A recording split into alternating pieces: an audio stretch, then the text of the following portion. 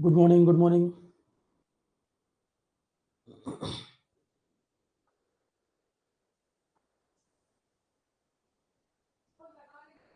Good morning all of you.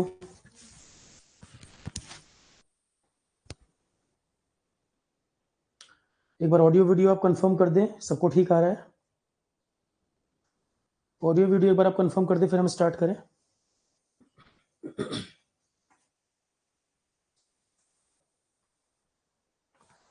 पिछली class में हमने green accounting, green index, GEM ये सब डिस्कशन हो गया था।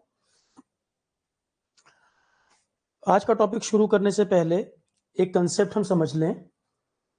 जैसे जेंडर के ऊपर ही और भी कई सारे इंडेक्स हैं और भी रिपोर्ट्स वगैरह आती हैं।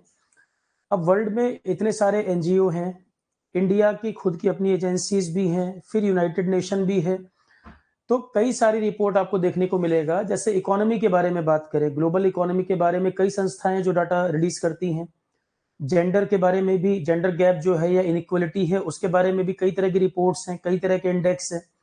तो ये मत कंफ्यूज होइएगा कि सर जेंडर एम्पावरमेंट मेजर हमने पढ़ा और फिर आगे जेंडर वाला टॉपिक फिर आ गया, क्योंकि मैंने बताया बहुत सारी एजेंसीज हैं जो इन चीजों पे काम करती हैं, सबकी अपनी अलग अलग रिपोर्ट्स हैं, चाहे वो इंटरनेशनल हो, नेशनल हो या एनजीओ हो, कई प्रकार की रिपोर्ट्स आती हैं।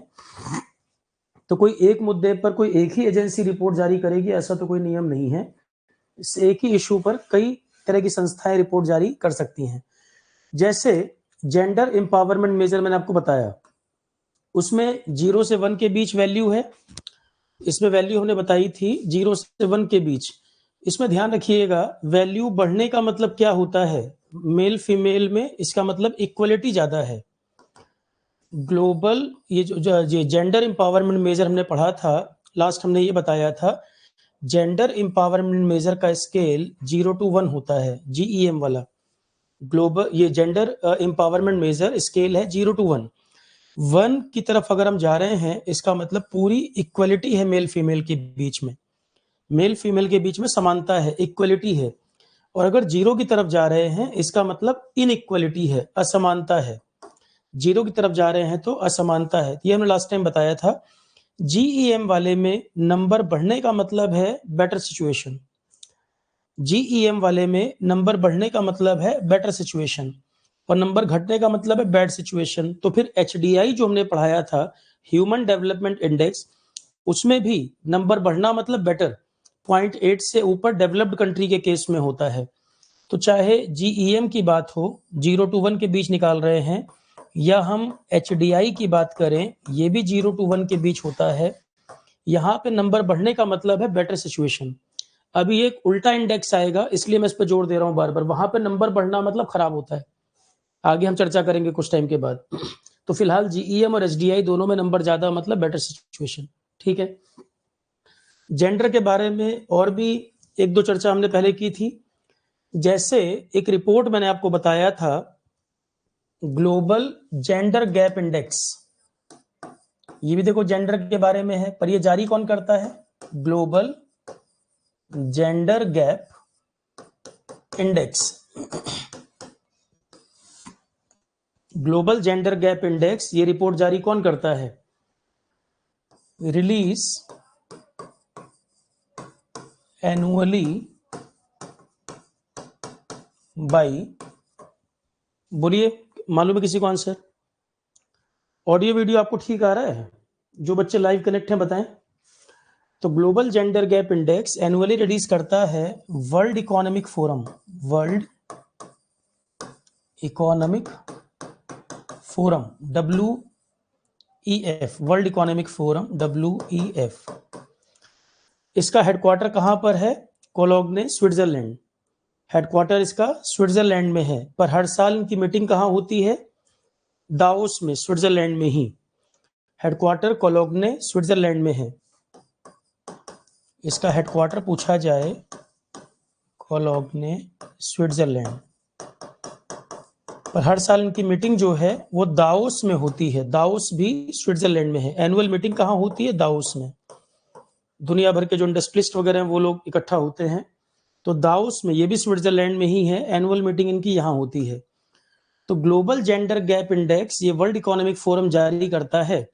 2023 का जो डाटा आया उसमें इंडिया की रैंक क्या है, यही क्वेश्चन है। 2023 में जो रिपोर्ट आई उसमें इंडिया की रैंक क्या है। 2023 में इंडिया की rank global gender gap index में इस बार हम हैं 127, कितने में से, 146 में से, 146 में से। उससे पहले कितने थे, 135 थे। 8 रैंक का इंप्रूवमेंट हुआ है, 8 रैंक का इंप्रूवमेंट हुआ है। प्रीवियस रैंक थी हमारी 135, तो 135 से हम 127 पर आ गए। जो अभी डाटा आया उसमें हम 127 पे हैं। रैंक 1 कौन है इसमें, कई साल से आइसलैंड टॉप पर है, कई साल से आइसलैंड टॉप पर है। आइसलैंड के अलावा नॉर्डिक कंट्रीज जो हैं, नॉर्डिक कंट्रीज में ही नॉर्वे है, स्वीडन है, ये सब कंट्री टॉप पर हैं। रैंक 1 आइसलैंड है, उसके अलावा नॉर्वे है, स्वीडन है। नॉर्डिक मतलब 5 कंट्री, नॉर्डिक मतलब 5 country, Sweden, Finland, Norway, Iceland और डेनमार्क, इन 5 को मिला के बोलते हैं Nordic country. Sweden, Finland, Norway, Iceland and Denmark, ये 5 कंट्री को मिलाकर नॉर्डिक कंट्री कहते हैं। इन 5 में से 4 कंट्री जो हैं यहाँ पर ये टॉप रैंक पे हैं। आइसलैंड पिछले कई साल से रैंक 1 है। ठीक है, तो ये डाटा पहले तो ऐड कर लीजिए। तो मैंने ये समझाया कि जेंडर गैप के बारे में ऐसा नहीं है कि अकेले जीईएम ही एक इंडेक्स है, और भी कई तरह की संस्थाएं जारी करती हैं डाटा, जिसमें से एक है ग्लोबल जेंडर गैप इंडेक्स, ये ऐड कर लीजिए। ये रैंकिंग पे क्वेश्चन आ सकता है। अब ये रैंक पे क्वेश्चन ईएस का पेपर हो, चाहे सिविल्स हो, स्टेट पीसीएस, एसएससी, कोई भी हो, ये तो जीएस का क्वेश्चन हो गया, दैट पूछ सकता है ये।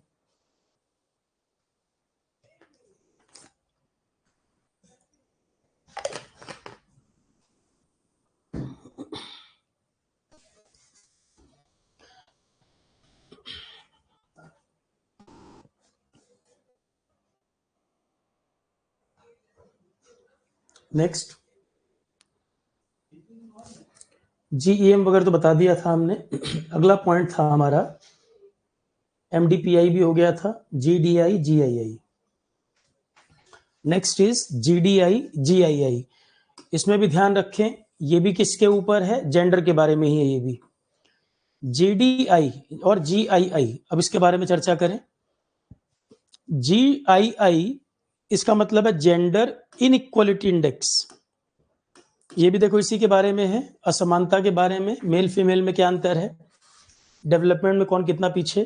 तो जीआईआई फुल फॉर्म है जेंडर इनइक्वालिटी इंडेक्स। ये कंपोजिट मेजर है जो मेल फीमेल के बीच में इनइक्वालिटी को बताता है, और ये 3 डायमेंशन कंसीडर करता है। इसकी 3 डायमेंशन है, एक तो हेल्थ, दूसरा है पार्लियामेंट्री सीट वगैरह में कितना पार्टिसिपेशन है, वो हमने पिछली जीईएम में भी देखा था। ये वाला पैरामीटर में सेकंड जो पॉइंट है ये हमने वहां पे भी देखा था। उसके अलावा लेबर डायमेंशन, वर्क फोर्स में वुमेन का पार्टिसिपेशन कितना है। तो जीआईआई जेंडर इनइक्वालिटी इंडेक्स, इसमें 3 पैरामीटर कंसीडर किए जाते हैं, हेल्थ, उसके अलावा पॉलिटिक्स में महिलाओं की भागीदारी कितनी है, और तीसरा है वुमेन पार्टिसिपेशन वर्क फोर्स, काम धाम में जो मैन पावर लगी है, जो ह्यूमन इन्वॉल्व है, उसमें वुमेन का शेयर कितना है। तो यहाँ पे 3 डायमेंशन लिए जाते हैं, पहला हेल्थ, दूसरा पार्लियामेंट्री सीट पे महिलाओं की भागीदारी कितनी है, और तीसरा लेबर डायमेंशन, जो भी वर्क हो रहा है उसमें महिलाओं का शेयर कितना है। पहला हेल्थ डायमेंशन, हेल्थ डायमेंशन को मेजर करते हैं एमएमआर। एमएमआर बताया था हमने, 1 लाख में से हर साल कितनी प्रेग्नेंट वीमेन की डेथ हो जाती है।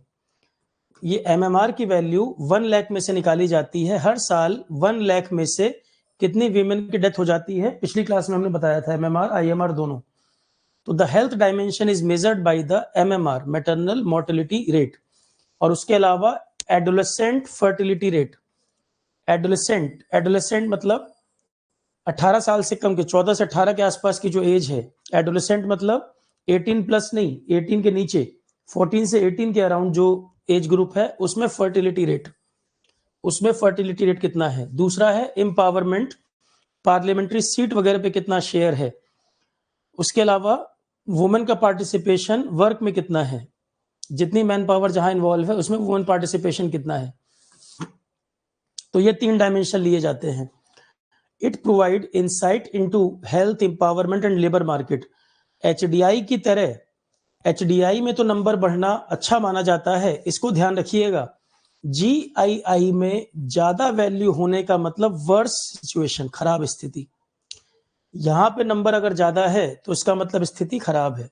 जीआईआई में higher value means worse situation, ये है मेन पॉइंट। तो जीईएम या जीआईआई या एचडीआई, इन सबको अगर देखो तो जीआईआई में नंबर बढ़ना मतलब बैड सिचुएशन, वर्स सिचुएशन। जिस तरह से कैलकुलेट किया जाता है, यहां नंबर ज्यादा आने का मतलब है वर्स सिचुएशन। तो हायर वैल्यू जीआईआई में आने का मतलब ज्यादा अंतर है, मेल फीमेल में असमानता, इनइक्वालिटी ज्यादा है। जीआईआई इसका स्केल भी वही है 0 से 1, स्केल इसका भी 0 से 1। यहाँ पे 1 जो है वो असमानता को ज्यादा बता रहा है, उल्टा है, जीईएम का उल्टा। और 0 होने का मतलब है इक्वलिटी है। जीआईआई 0 से 1 के बीच कैलकुलेट होता है। 0 का मतलब वुमेन और मेन इक्वली अच्छा परफॉर्म कर रहे हैं, और 1 का मतलब है अंतर ज्यादा है दोनों में, पुअर कंपैरिजन, मतलब मेल फीमेल में इनइक्वालिटी ज्यादा है। तो यहाँ जीईएम का उल्टा पॉइंट है, ये ध्यान रखना है। जीएम एचडीआई नंबर ज्यादा मतलब गुड सिचुएशन, यहाँ नंबर ज्यादा का मतलब बैड सिचुएशन। यहाँ जितना ज्यादा 1 के नजदीक जाएंगे उतना असमानता बढ़ रही है। तो it is design to reveal the extent to which national human development achieve are eroded by the gender inequality and to provide empirical foundation for policy analysis and advocacy efforts. तो इन डाटा को देखकर government वगैरह को policy बनाने में मदद मिल सकती है कि जेंडर गैप कितना है, मेल फीमेल में इनइक्वालिटी कितनी ज्यादा है। तो ये डाटा मदद कर सकता है गवर्नमेंट को अकॉर्डिंगली पॉलिसी बनाने के लिए, कि जो ये गैप है उसको कैसे हम कम कर सकते हैं, मेल फीमेल के बीच पे जो ये असमानता है उसमें कैसे कमी लाई जाए। इन डाटा को देखकर गवर्नमेंट को हेल्प हो सकती है पॉलिसी वगैरह बनाने के लिए। लो status restrict women opportunity and freedom. Low status, अगर महिलाओं को सही भागीदारी नहीं मिलेगी तो अपॉर्चुनिटी अगर कम कर दी जाएगी, तो एक वुमेन अगर वो जॉब कर रही है या वो अच्छा पढ़ी लिखी है तो वो अपनी पूरी फैमिली को इंप्रूव कर सकती है। जैसे बच्चा है, अब बच्चा ज्यादातर समय अगर मदर के साथ है तो उस बच्चे का डेवलपमेंट भी होगा। फैमिली में आप देखेंगे मेल फीमेल के कंपैरिजन में ज्यादातर, मैं 100% तो नहीं कह रहा हूं, पर ज्यादातर बच्चे पर मदर का प्रभाव ज्यादा होता है, या मदर बच्चे के साथ ज्यादा कनेक्टेड है। तो अगर मदर एजुकेटेड होगी या वर्किंग होगी तो बच्चे की डेवलपमेंट भी बेटर हो सकती है, वही लिखा है यहाँ पर। लो स्टेटस अगर होगा, महिलाओं की भागीदारी या फ्रीडम अगर उनको नहीं मिलेगी, giving them less interaction with other and few opportunity for independent behaviour, restricting the transmission of new knowledge, damaging their self esteem and self expression. तो अगर विमेन को सही अधिकार नहीं मिलेगा, सही फ्रीडम नहीं मिलेगा, सही भागीदारी नहीं मिलेगी, तो एक तो उनके आत्मसम्मान से भी उनको कंप्रोमाइज करना पड़ रहा है, प्लस इतनी बड़ी मैन पावर, अब अगर पूरे कंट्री की पॉपुलेशन देखो और विमेन जितनी हैं, अगर वो भी पढ़ी लिखी होंगी, वो भी जॉब में होंगी, बिजनेस कर रही होंगी, तो इकोनॉमिक कंट्रीब्यूशन और बढ़ेगा, और वो फैमिली के लिए लायबिलिटी बनने की बजाय एक एसेट की तरह काम करेंगी। प्लस उनको खुद को नॉलेज होगी चीजों को टैकल करने के लिए, ठीक है। वो हेल्थ के बारे में अवेयर होंगी, जागरूक होंगी, अपनी फैमिली को संभाल पाएंगी। तो अगर उनको प्रॉपर अपॉर्चुनिटी मिलेगी तो अल्टीमेटली कंट्री की इकोनॉमी में भी कंट्रीब्यूशन होगा और उनकी अपनी फैमिली में भी इंप्रूवमेंट होगा। तो लो स्टेटस अगर वुमेन को मिल रहा है तो कहीं ना कहीं उनको स्वाभिमान, फ्रीडम, ये सब चीजें कंप्रोमाइज हो रही हैं, और कई चीजें उनको अवेयर ही नहीं होती। वो जैसे अपनी खुद की हेल्थ के बारे में उनको नहीं पता होता, मदर की फिजिकल मेंटल हेल्थ ये भी इंप्रूव होगी, ऑटोनोमी, किसी पर डिपेंडेंसी नहीं रहेगी, जो डोमेस्टिक वायलेंस वगैरह भी होते हैं कई बार उन चीजों में भी कमी आएगी, बच्चों के लिए बेहतर कर पाएंगी। अब बच्चों की एजुकेशन है, या बच्चों में माल न्यूट्रिशन की प्रॉब्लम है, या बच्चों को कोई हेल्थ इशू है, पढ़ी लिखी विमेन होगी, अवेयर होगी, तो कई चीजें वो समझ जाएगी। गांव वगैरह में कई बार तो छोटे बच्चों की डेथ हो जाती है क्योंकि मदर को खुद ही अवेयरनेस नहीं होती, पता नहीं होता। तो एजुकेशन अगर होगा तो उसका मतलब ओवरऑल डेवलपमेंट है ना, एक होलिस्टिक डेवलपमेंट है, सोसाइटी में भी उसका इंपैक्ट आएगा पॉजिटिव। तो वुमेन का पढ़ा लिखा होना, एजुकेटेड होना, वर्क में इन्वॉल्व होना, पॉलिसी मेकिंग में इन्वॉल्व होना, वो अल्टीमेटली सोसाइटी में भी इंपैक्ट डालेगा और कंट्री की इकोनॉमी में भी। फिर है GDI. GDI gender development, GDI जो शब्द लिखा था ऊपर वो है जेंडर डेवलपमेंट, जेंडर डेवलपमेंट। तो GII जेंडर इनइक्वालिटी इंडेक्स, और इसमें सब कुछ सेम बट डी की जगह डेवलपमेंट आ जाएगा। GII और GDI यही तो टॉपिक है ना हमारा।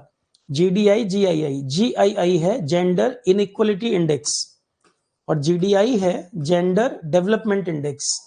तो ये भी क्या चीज के बारे में बता रहा है, वही मेल फीमेल में क्या अंतर है, अचीवमेंट्स। तो हेल्थ, एजुकेशन और इकोनॉमी, वही पैरामीटर जो हम ऊपर बात कर रहे थे वही पैरामीटर यहाँ भी लिए जा रहे हैं। तो GDI, the GDI measure differences in male female achievement, और यहाँ भी 3 पैरामीटर क्या ले रहे हैं, health, education and economic resources. Parameters में भी क्या ले रहे हैं, health, education and economic resources. तो GDI measure difference in male female achievement in 3 dimension, health, education and command over economic resources. Gender disaggregated data is used in each dimension. The health dimension is captured by life expectancy at birth. Male female मतलब जन्म के समय mail survival rate कितना है और female survival rate कितना है। जन्म के समय मेल सर्वाइवल रेट और फीमेल सर्वाइवल रेट। एजुकेशन की जब बात करेंगे, एजुकेशन में भी 2 पैरामीटर लिए हैं। तो जो 3 पैरामीटर हैं उसमें भी एक एक पैरामीटर में क्या कंसीडर कर रहे हैं वो बताया है। मेल फीमेल एजुकेशन की बात भी करेंगे तो एक्सपेक्टेड ईयर ऑफ स्कूलिंग, लगभग कितने साल की स्कूलिंग मेल फीमेल को मिल पा रही है, और 25 की एज या उससे आगे जाके कितने मेल फीमेल पढ़ पा रहे हैं। इसको भी 2 पार्ट में बांटा है, एजुकेशन को भी 2 तरह से बांटा है। एक तो जो बेसिक एजुकेशन है मेल फीमेल में वो दोनों को कितना मिल पा रहा है, और 25 ईयर की एज के आगे कितने मेल फीमेल है जिनको मौका मिल रहा है पढ़ने का। और तीसरा है इकोनॉमिक रिसोर्सेस, जो अर्नड इनकम है उसमें मेल का शेयर कितना है, फीमेल का कितना है। इनकम जो हो रही है उसमें मेल फीमेल शेयर कितना है। GDI कैलकुलेट कैसे करते हैं, HDI की जो वैल्यू निकालते हैं, HDI को ही मेल के लिए निकाल लिया जाए और HDI को ही फीमेल के लिए निकाल लिया जाए, दोनों का रेशियो। GDI कैसे निकलता है, HDI जो ह्यूमन डेवलपमेंट इंडेक्स हमने पढ़ाया था, ह्यूमन डेवलपमेंट इंडेक्स में भी यही पैरामीटर तो लिए गए थे। एजुकेशन क्या है, हेल्थ क्या है, इनकम क्या है। ये तीनों पैरामीटर आपको HDI से भी मैच कर रहे हैं। HDI में आपने यही पढ़ा था कि ह्यूमन डेवलपमेंट इंडेक्स में भी life expectancy, on an average लोग कितना जीते हैं, उसके बाद इनकम क्या है और एजुकेशन क्या है, यही 3 पैरामीटर HDI में थे। तो ये बेसिकली HDI का ही कैलकुलेशन है GDI निकालने के लिए। पर HDI यहाँ पर मेल के लिए अलग कैलकुलेट करेंगे, फीमेल के लिए HDI अलग कैलकुलेट करेंगे, दोनों का रेशियो ले लेंगे, निकल के आएगा GDI। HDI वाला ही कंसेप्ट है, जो पैरामीटर ले रहे हो वो HDI वाले ही हैं, और उसमें बस क्या करना है, मेल के लिए अलग HDI, फीमेल के लिए अलग, दोनों का रेशियो ले लेंगे। ठीक है, HDI फीमेल के लिए निकालेंगे, फिर मेल के लिए निकालेंगे, दोनों का रेशियो ले लेंगे, GDI निकल के आएगा। GDI निकल के आएगा और वैल्यू क्या है, वैल्यू लाई करेगी between 0 to 1। GDI are used for transforming the indicator to school lying between 0 and 1।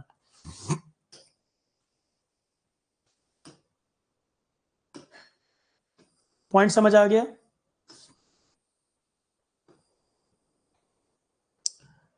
इसके बाद आता है TAI, टेक्नोलॉजी अचीवमेंट इंडेक्स। ये इंडेक्स क्या बताएगा, टेक्नोलॉजिकली आप कैसा परफॉर्म कर रहे हैं, टेक्नोलॉजी के क्षेत्र में आपकी परफॉर्मेंस कैसी है। TAI इंडेक्स टेक्नोलॉजी को बताएगा। एग्जाम्पल के तौर पर एक मैंने आपको इंडेक्स बताया था, उसका नाम है GII, अभी पिछली क्लास में भी चर्चा हुई थी। GII होता है global innovation index, global innovation index. और इसी से आइडिया लेकर, अब GII में तो वर्ल्ड में कंट्री की रैंक आती है, इसी से आइडिया लेकर नीति आयोग ने शुरू किया था India innovation index. NITI Aayog की जो रिपोर्ट आती है उसमें स्टेट का डाटा आता है, तो GII कंट्री की रैंक जारी करता है, नीति आयोग का इंडिया इनोवेशन इंडेक्स वो इंडिया के स्टेट की रैंकिंग जारी करेगा। पॉइंट हमारा ये है, जैसे कोई कंट्री में कितने ज्यादा पेटेंट्स कराए जा रहे हैं, किसी कंट्री में बहुत ज्यादा पेटेंट कराए जा रहे हैं, तो पेटेंट तो साइंटिफिक रिसर्च और टेक्नोलॉजी के लिए मिलता है, इसका मतलब वहां रिसर्च टेक्नोलॉजी ये सब ज्यादा बन रहा होगा। पेटेंट अगर किसी कंट्री में ज्यादा हो रहा है, उसके नंबर बढ़ रहे हैं, इसका मतलब साइंटिफिक टेक्नोलॉजी रिसर्च ये सब चीजें वहां पर ज्यादा हो रही होंगी, ग्लोबल इनोवेशन इंडेक्स, इसमें इंडिया की लेटेस्ट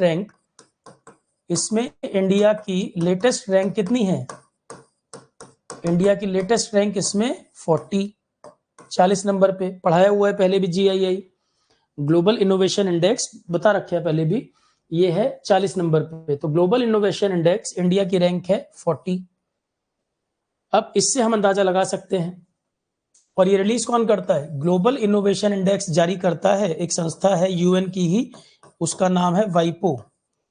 एक है कॉर्नेल यूनिवर्सिटी और एक है इनसीड। वाइपो, कॉर्नेल यूनिवर्सिटी और इंसीड, ये तीनों मिलकर जारी करते हैं। वाइपो क्या है? World intellectual property organisation. World intellectual property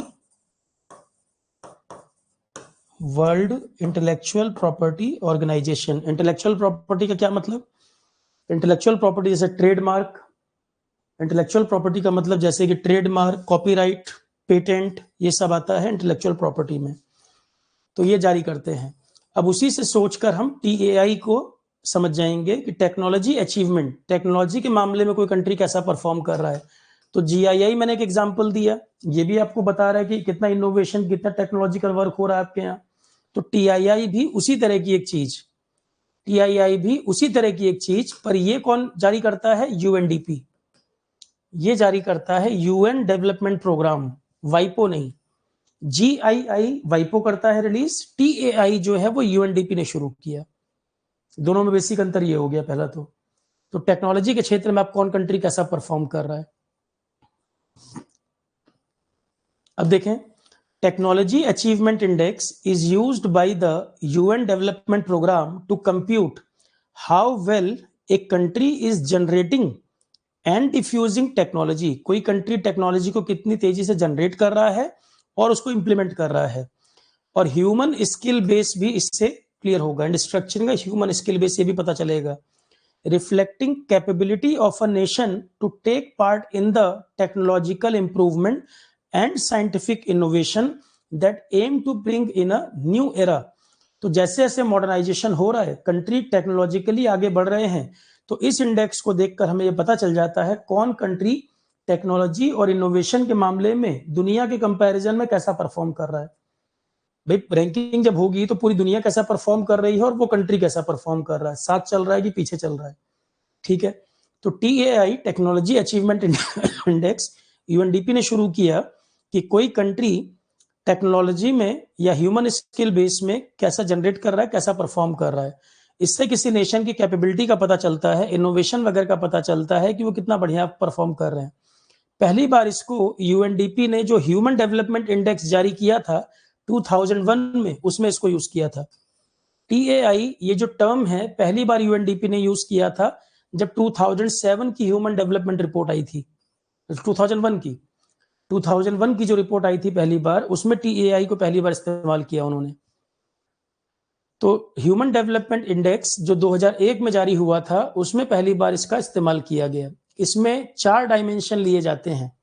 TAI की वैल्यू को निकालने में 4 डायमेंशन लिए जाते हैं। सबसे पहले टेक्नोलॉजी का क्रिएशन वहां पर कितना हो रहा है, रिसेंट इनोवेशन का डिफ्यूजन कितना हो रहा है, इंप्लीमेंट कितना कर रहे हैं, ओल्ड इनोवेशन का डिफ्यूजन कितना है, और ह्यूमन स्किल। TAI निकालने में 4 पैरामीटर लिए जाते हैं। ये एग्जाम का क्वेश्चन है कि ऑप्शन दे देगा इनमें से कौन नहीं है बताओ। तो TAI 4 डायमेंशन इसमें लिए जाते हैं कैलकुलेशन में। टेक्नोलॉजी कितनी बन रही है, हाल में जो इनोवेशन हुए हैं उनका डिफ्यूजन कितना, पुराने वाले कितने यूज हो रहे हैं, और ह्यूमन स्किल कैसे ग्रो कर रही है। ये 4 पैरामीटर लिए जाते हैं। उससे कंट्री का पता चल जाएगा साइंटिफिकली या इनोवेशन के मामले में कंट्री कैसा परफॉर्म कर रहा है टेक्नोलॉजी वगैरह में। इन चारों के बारे में भी हमने 2-2 लाइन लिख दी। टेक्नोलॉजी क्रिएशन, जैसे कि पहले पैरामीटर में क्या देख रहे हैं, it is computed by the number of patent approved. हर साल कितने पेटेंट अप्रूव किए जा रहे हैं। अभी मैंने बताया था पेटेंट अगर मिल रहे हैं, किसी कंट्री में ज्यादा पेटेंट कराए जा रहे हैं, इसका मतलब वहां पर रिसर्च, टेक्नोलॉजिकल, साइंटिफिक काम ज्यादा हो रहा है, ज्यादा चीजें वो डेवलप कर रहे हैं साइंस टेक्नोलॉजी वाले, तो उसके लिए पेटेंट किया जाता है। तो technology creation is computed by the number of patent approved to inhabitant per capita. And by the receipt of licence fees. जैसे मान लो मुझे पेटेंट मिला और मैं लाइसेंसिंग के द्वारा दूसरे को पेटेंट दे भी सकता हूं यूज करने के लिए। मेरी टेक्नोलॉजी है, मैंने पेटेंट करा रखा है, मेरी परमिशन के बिना कोई दूसरा अगर यूज करेगा तो मैं कोर्ट में जा सकता हूं। पर अगर वो मुझे कुछ पैसे दे दे या मैं एग्री कर जाऊं या दोस्ती यारी में एग्री कर जाऊं तो मैं लाइसेंसिंग के द्वारा उसको अप्रूवल दे सकता हूं यूज करने का। पेटेंट को लाइसेंसिंग करके सामने वाले को अधिकार दे सकते हैं कि वो यूज कर सकता है। ठीक है, तो लाइसेंस फी, रॉयल्टी वगैरह कितनी आ रही है, पेटेंट कितने कराए जा रहे हैं, टेक्नोलॉजी क्रिएशन का आइडिया हमें इससे लग जाएगा। Diffusion of recent innovation, diffusion of recent innovation is computed by the number of internet host per capita and share of high technology, medium technology export। तीसरा वाला ओल्ड इनोवेशन कितने इस्तेमाल हो रहे हैं। ओल्ड इनोवेशन जैसे electricity consumption per capita, telephone connection वगैरह कितने, इसकी मदद ले सकते हैं ओल्ड इनोवेशन को जानने में। और ह्यूमन स्किल, लास्ट है ह्यूमन स्किल। तो ऊपर ऊपर जो हेडिंग है ना उसको ध्यान रखें। 4 पैरामीटर कौन कौन से लिए जाते हैं। चौथा है ह्यूमन स्किल। तो ह्यूमन स्किल में एक तो हम देख रहे हैं 15 साल और उससे ऊपर की जो पॉपुलेशन है, एजुकेशन की क्या स्थिति है, और साइंस वगैरह में एनरोलमेंट कितना है उस देश में। जैसे मैथ है, साइंस है, इंजीनियरिंग है, इन चीजों में बच्चों का एनरोलमेंट कितना हो रहा है। इस वाले में स्किल डेवलपमेंट की जब बात करेंगे तो स्किल वाले में पैरामीटर में 15 साल और उससे ऊपर की एज में कितने बच्चे पढ़ लिख रहे हैं, और साइंस के अंदर एनरोलमेंट कितने बच्चों का है। साइंस, इंजीनियरिंग और मैथ ये सब्जेक्ट पढ़ने वाले कितने बच्चे हैं हायर एजुकेशन में। तो अगर हायर एजुकेशन में साइंस, इंजीनियरिंग, मैथ वगैरह में ज्यादा एनरोलमेंट होंगे तो अल्टीमेटली वो रिसर्च वगैरह में रिफ्लेक्ट करेगा। तो बहुत सोच समझ के बनाए गए हैं। अगर देखें तो एजुकेशन भाई, ये भी किसी कंट्री में टेक्नोलॉजी कितनी ग्रो कर रही है उसमें एक पैरामीटर ये भी हमें अंदाजा दे रहा है कि 15 साल और उससे ऊपर कितने बच्चे पढ़ रहे हैं, और टोटल साइंस वगैरह जो संबंधित सब्जेक्ट है उसमें एनरोलमेंट कितने लोग कर रहे हैं हायर एजुकेशन में। तो साइंस, इंजीनियरिंग या मैथ वगैरह कितने लोग लेकर पढ़ रहे हैं आगे जाके, तो अल्टीमेटली वो कहीं ना कहीं साइंस, रिसर्च इन्हीं चीजों में कन्वर्ट होगा। नेक्स्ट टॉपिक आता है लीडरशिप। लीडरशिप मैंने आपको एथिक्स में पढ़ाया हुआ है। अच्छा, ये जो टॉपिक होता है ना इंटेलेक्चुअल प्रॉपर्टी, ये जो टॉपिक होता है इंटेलेक्चुअल प्रॉपर्टी, वाइपो, पेटेंट क्या होते हैं, ट्रेडमार्क क्या होता है, तो इंजीनियरिंग सर्विसेज वगैरह में तो आता ही है ये क्वेश्चन, ईएस वगैरह में पूछता है। आजकल जो ट्रेंड बदला एग्जाम का, जैसे स्टेट वगैरह में कोई ना कोई पेपर होते हैं, जैसे मान लो राजस्थान का पेपर हुआ, एक टॉपिक ऐड कर दिया ये। तो कई बार एग्जाम्स वगैरह में छोटे मोटे भी कई पेपर होते हैं, कुछ बड़े एग्जाम भी जिनमें इस तरह के टॉपिक आजकल आने लग गए हैं। तो सीएसआईआर वगैरह के फोल्डर में भी ये टॉपिक मैं डाल दे रहा हूँ। मैंने सीजीपीटीएम के लिए भी जो पढ़ाया था ईएस वालों को दे रखा है, और इस पर एग्जाम में क्वेश्चन मिलेंगे भी, एक आध क्वेश्चन आएगा इस पर। पेटेंट के बारे में पहले आ भी चुका है। तो पेटेंट वगैरह मैंने इंजीनियरिंग सर्विसेज वालों को एथिक्स के साथ पढ़ाया था, इंटेलेक्चुअल प्रॉपर्टी राइट्स क्या होते हैं एथिक्स के अंदर पढ़ाया था। और डिटेल कोई जानना चाहे, जैसे जीआई टैग, आजकल ज्योग्राफिकल इंडिकेशन टैग यूपीएससी में भी बहुत पूछते हैं सब क्वेश्चन, पेटेंट, वाइपो, इस तरह के क्वेश्चन यूपीएससी भी बहुत पूछता है। तो आईपी, वाइपो, ज्योग्राफिकल इंडिकेशन टैग, ये वाला जो फोल्डर है सीएसआईआर वालों को भी दे दे रहा हूं मैं। अभी हाल ही में 6-7 लेक्चर जो मैंने कराए थे कुछ समय पहले सीजीपीटीएम के लिए, सीएसआईआर वाले फोल्डर में भी डाल रहे हैं, क्योंकि अब ये बच्चे कोई दूसरा एग्जाम देंगे, पता लगा सिलेबस में ये भी डाल दिया। सीएसआईआर में आएगा कि नहीं आएगा बात नहीं कर रहा हूं, मैं कह रहा हूं और भी पेपर जो होते रहते हैं तो दोबारा कोर्स एनरोल करने की जरूरत नहीं है। ये वाला टॉपिक मैं आपको प्रोवाइड कर दे रहा हूं क्योंकि और एग्जाम में आजकल पूछने लगा है, टेक्नोलॉजी के बारे में, आईपी के बारे में, कई एग्जाम में आजकल ये एरिया आने लगा है, मैनेजमेंट के टॉपिक भी आने लग गए हैं। तो जो हिस्ट्री, पॉलिटी, ज्योग्राफी पढ़ते थे वो तो सिलेबस है ही, कई एग्जाम के सिलेबस में इस तरह के टॉपिक जोड़े जा रहे हैं, जिसमें आपके ये इंडेक्स जो पढ़ रहे हो, फिर आपका आईपी के बारे में, मैनेजमेंट प्रिंसिपल्स के बारे में, ये सब एरिया पूछ रहा है। ठीक है, मोटिवेशन क्या होता है, पॉवर्टी कितने तरह की होती है, लीडरशिप क्या होता है, इस तरह के क्वेश्चन तो एसएससी में भी आ रहे हैं आजकल। सीजीएल विजिएल में भी 1-2 क्वेश्चन आपको इस तरह के दिख जाएंगे। तो जो एग्जाम ट्रेंड धीरे धीरे बदल रहा है, ये सब एरिया आने लग गया है। और मोटिवेशन आपका एक टॉपिक है सीएसआईआर के सिलेबस का भी, वो मैंने कहाँ पढ़ाया है, एथिक्स के अंदर पढ़ा रखा है। पॉजिटिव मोटिवेशन क्या होता है, नेगेटिव मोटिवेशन क्या होता है, कितने टाइप के होते हैं, वो पूरा टॉपिक एथिक्स में कवर कर रखा है। लीडरशिप भी मैंने पढ़ाया था वहां पर लीडरशिप थोड़ा सा और एक्सप्लेन कर रहा हूं क्योंकि टाइप ऑफ लीडरशिप वगैरह पूछेगा। लीडरशिप भी पढ़ाया हुआ था एथिक्स में, उसका बेसिक आपको सब पता है कि अच्छे लीडर में स्किल क्या क्या होनी चाहिए, लीडरशिप क्या होती है, पर उसके टाइप्स वगैरह जो है वो मैं यहाँ एक्सप्लेन कर रहा हूँ। टाइप्स मैंने वहां नहीं बताए थे, वो मैं यहाँ एक्सप्लेन कर रहा हूँ। देखो, तो लीडरशिप इज डिफाइंड एज, देखो लीडर का क्या मतलब है। अगर लीडर की स्किल के बारे में बात करें, जो फ्रंट से लीड करे, लीडर का मतलब जो फ्रंट से लीड करे। एक अच्छा लीडर, एग्जाम्पल के लिए एपीजे अब्दुल कलाम की कहानी, कि 1979 के आसपास रॉकेट लॉन्च कर रहे थे, एसएलवी 3 का लॉन्च होना था, तो लॉन्च कर रहे थे, प्रोजेक्ट फेल हो गया। तो जो इसरो के हेड थे, प्रोजेक्ट फेल होने पे जिम्मेदारी उन्होंने अपने ऊपर ले ली। हालांकि एपीजे अब्दुल कलाम उस प्रोजेक्ट के हेड थे, पर नेक्स्ट ईयर जब प्रोजेक्ट सक्सेसफुल हुआ तो उन्होंने एपीजे अब्दुल कलाम को ही आगे किया कि आप ही जाके मीडिया को फेस करो, क्योंकि अप्रिसिएशन मिलना है। एक अच्छे लीडर का एग्जाम्पल ये हो गया कि जब टीम के ऊपर कोई संकट आए तो फ्रंट से लीड करे और जिम्मेदारी अपने ऊपर ले, और जब अप्रिसिएशन वगैरह आए तो टीम को साथ लेकर चले और टीम मेंबर को आगे रखे। क्लियर है? एक अच्छे लीडर का एग्जाम्पल ये हो गया। रिस्क लेने की क्षमता हो उसके अंदर, डिसीजन मेकिंग अच्छी हो, टीम को सुनता हो। तो लीडरशिप कई प्रकार की होती है, लीडरशिप कई प्रकार की होती है। लीडरशिप स्किल वगैरह में इसी में बात करेंगे, ठीक है। लीडरशिप का मतलब क्या होता है? The action of leading a group of people या ऑर्गेनाइजेशन। लीडरशिप का मतलब है लीड करना ग्रुप ऑफ पीपुल को या ऑर्गेनाइजेशन को। चाहे आप पॉलिटिक्स की बात करें, चाहे आप कंपनी की बात करें, चाहे आप सोसाइटी की बात करें, चाहे फैमिली की बात करें, चाहे दोस्ती यारी में कॉलेज की बात करें। लीडरशिप का मतलब सिंपली ग्रुप ऑफ पीपुल या ऑर्गेनाइजेशन को लीड करने की क्षमता, एक ऐसा एक्शन जो लोगों को या ऑर्गेनाइजेशन को लीड करे। It is all about taking risk and challenging the status quo. Status quo का मतलब है जो जैसा चल रहा है वैसा ही, यथास्थिति। स्टेटस क्वो का मतलब होता है जो जैसा चल रहा है वैसा ही मेंटेन करना। तो लीडर जो होते हैं वो कोई इनर्शियल मोड में नहीं रहते, वो सिचुएशन को चैलेंज करते हैं, बदलते हैं। बड़े बड़े लीडर जो होते हैं, तो जो सिस्टम चला आ रहा है उस सिस्टम को वो चैलेंज करते हैं, उसमें बदलाव लाते हैं, ठीक है। तो लीडरशिप जो होती है वो रिस्क लेना, जो सिस्टम चल रहा है उस सिस्टम को कई बार चैलेंज करते हैं वो, क्योंकि उसमें बदलाव करते हैं। लीडर्स को देखकर ही जो बाकी लोग हैं उनमें मोटिवेशन आता है, मोटिवेट होते हैं, बेटर काम कर सकते हैं। अब लीडर अगर गड़बड़ है तो लोग टेररिस्ट भी बन सकते हैं, और लीडर अगर अच्छा है तो साइंटिस्ट भी बन सकते हैं, टीम अच्छा परफॉर्म भी कर सकती है, चंद्रयान भी लॉन्च कर सकते हैं। तो leader motivate others to achieve something new and better. Interestingly, leaders do what they do to pursue innovation, not as an obligation. They measure success by looking at the team achievement and learning.